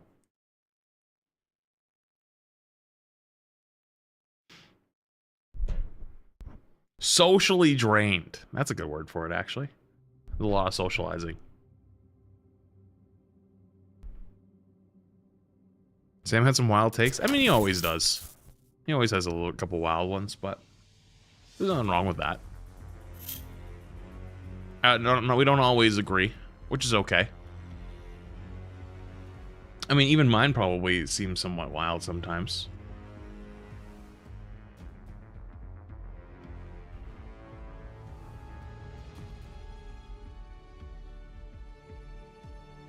Okay. What was wild about Sam? Roll Q, I'm assuming, was a big one. Okay.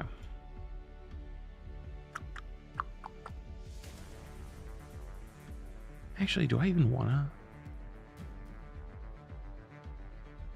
Yeah, I could. Right. We actually do need to figure out what's our next variety game, too, by the way.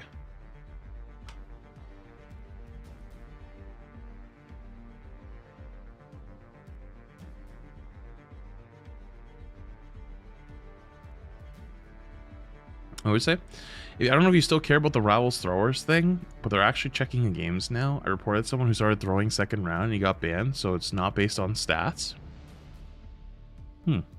Slay the Spire, Silk Song. Well, I know all those games, true. You're right.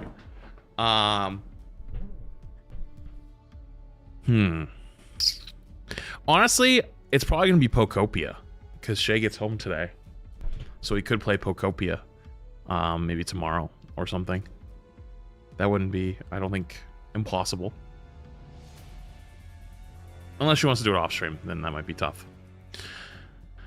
Sorry, I've already played Cyberpunk. Dark Souls 3. Dude, that'd be a big one to start. That'd be a big one. Do you have a notepad of games to play? I have a Google Doc. I don't know if I still have it. Let me see.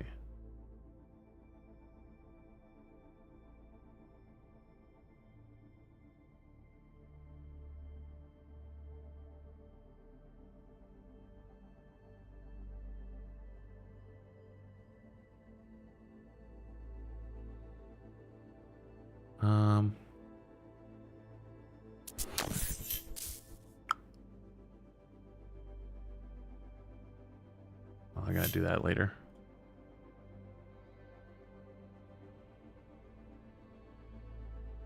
How did this guy get my email?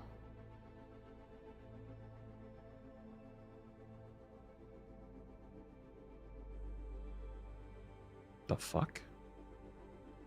I got a really weird email and I just got a follow up from and they got to my other email and I'm like, what the fuck? How the fuck did you get that?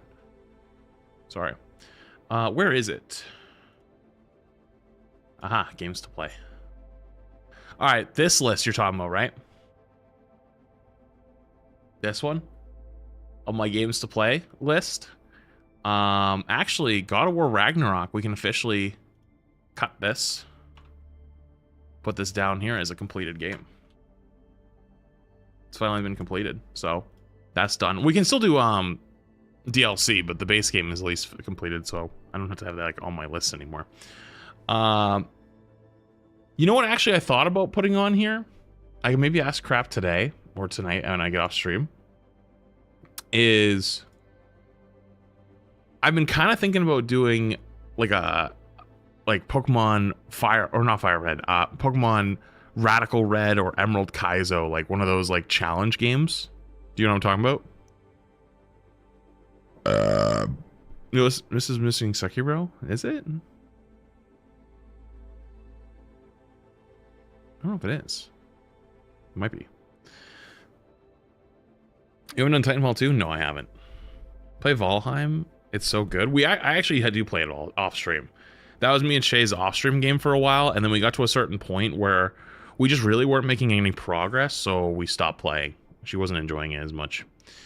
Do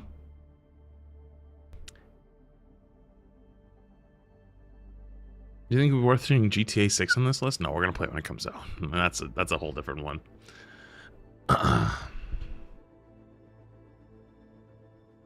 Playing Pokemon Infinite Fusion. Is that the one where you just like combine Pokemon?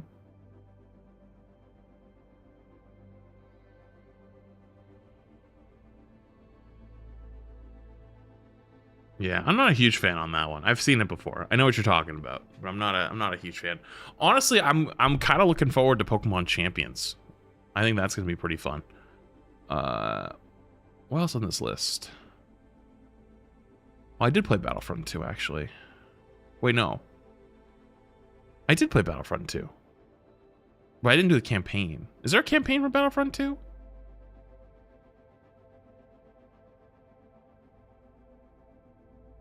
There is? Oh, I never did the campaign. But it's mid? Oh. What else? Contraband Police. Control Prey. Red Dead 2. Turnip Boy. Also, the other things I should put on this list. What else did I end up putting on here? Oh. Yeah, I gotta get rid of the green highlighter. Resident Evil 9. Wait, 7, 8, 9. Have those on there. Dude, what is Crimson Desert? I keep seeing that everywhere and I don't know what it is. What the fuck is Crimson Desert? Okay, I don't have it unless I'll add it real quick. Can I spell it?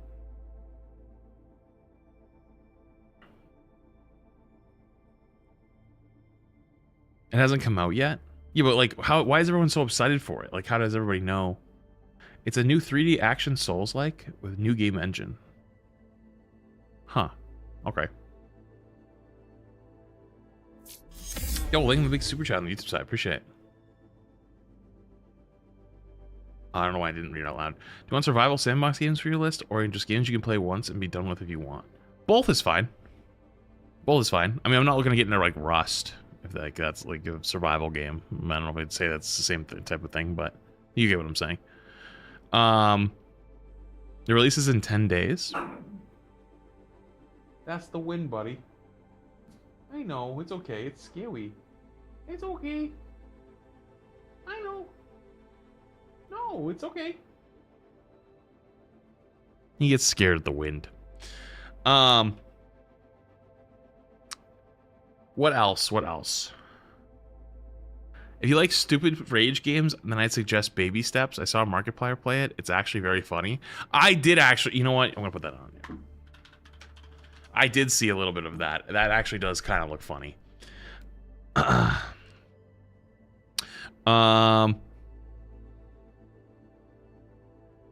No, I probably wouldn't play Deltarune after Undertale. Undertale was a disaster. I think I did have Zelda on here. Where is it? Am I blind?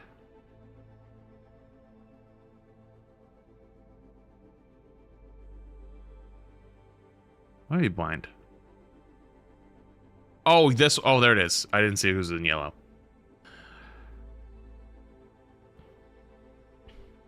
You didn't like Undertale? It was a miserable game to stream. Miserable stream game. Man, some of these guys on here are long. You gotta get some started if you wanna complete the list in 5 years, Keck. What happened in Undertale? What didn't happen in Undertale? Backseating was crazy. People were getting mad at the way I was playing the game. I wasn't allowed to play the game the way I wanted to play the game. It was like, no, go back. You need to do this. You need to do this. Don't do this. And then I uploaded the YouTube video version where I finally finished the game, and I uploaded it, and it got copyright striked instantly. So I made $0 off of it, which is fine. But it was kind of annoying that I went through that whole stream of just getting backseated the entire time. Didn't have that much fun. Then I finally made a video of it and instantly got copyright striked. And I was like, all right. I'm done with that.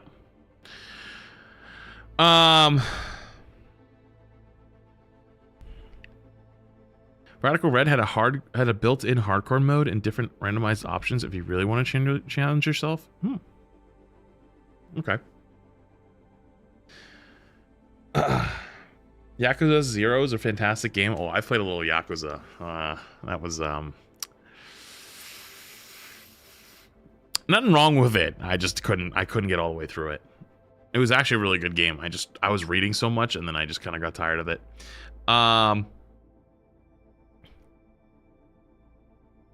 Little Nightmares.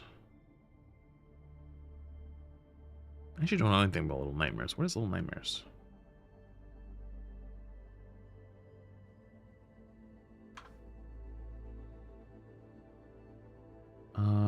This one?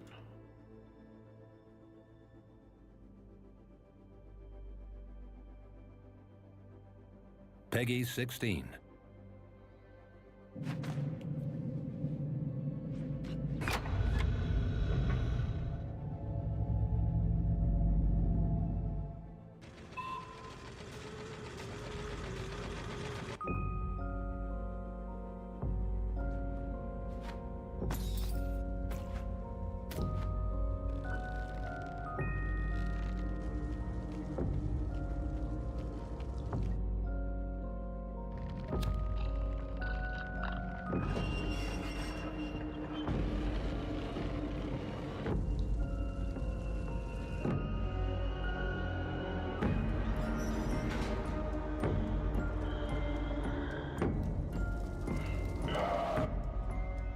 Wait, so does it have a lot of jump scares? Like it's kind of like a horror game?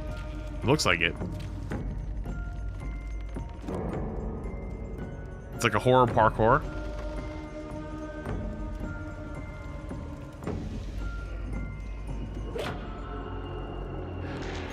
I just thought of this. Where did I leave off in FNAF? What was actually after pizza? I know there was like the one that was like, you know, like the endlessly replayable one. And I said we're skipping that. What was after that? Security breach? First off, let me write that down.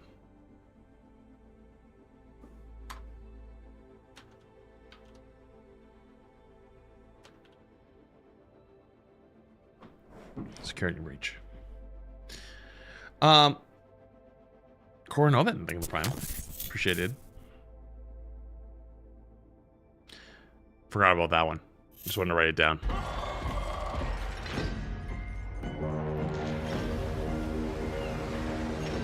I feel like I'd be raging and shitting my pants through this whole game.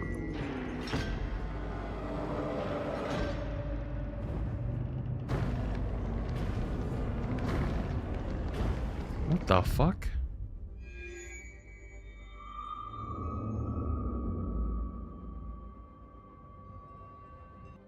Not bad. Actually, does look actually pretty decent. It's not really scary. Okay. Played Ghost Runner? No, I don't know what that is. Unfamiliar. Wait, you and Shay should play Split Fiction together. I believe you did It Takes Two. Split Fiction is also good. Actually, it's not a bad idea. I don't know if I do it with Shay, though. I don't think she would want to. I mean, she would want to play games, obviously, but I don't know if she wants to do like a full game playthrough. Honestly, I talked about doing it with Emon at some point. It might not be a bad idea. Yo, what's up, Lonely in the 9 months? Persona or Borderlands? Persona or Borderlands? Yeah, I've got Persona on that list. Honestly, not wrong. It's not a bad idea. Okay. Here's kind of what I'm thinking.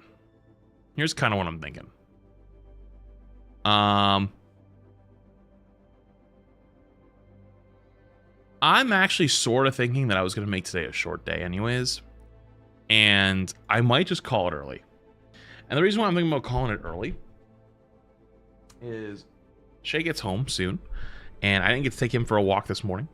And I also got to go to the grocery store because I need stuff. And I don't think she's going to want to go to the store after flying home. Because, like, who wants to fly home and then go to the grocery store? So I might just go to the store by myself before she gets home and grab some stuff for the next, like, day or two, or at least a couple days, because there ain't a whole lot here. And there's also something I kind of want to do, too. There's something I kind of want to... I've been thinking about looking at. So I'm going to call it actually early today, unfortunately. I'm sorry, guys. Actually, it was still a 3-hour stream, which is not bad.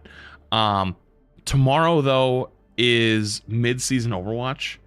I'll probably come back and just cover some of that for a little bit. But then I think it's going to be also like not a long day. Unless it's like a crazy drop farm day where there's like 20,000 people. I'm probably not going to do that. We might see if she wants to play Pokopia tomorrow. Because she might be your day off. She probably gets a day off for coming back home from a flight. So I want to see if we could try to play Pokopia tomorrow.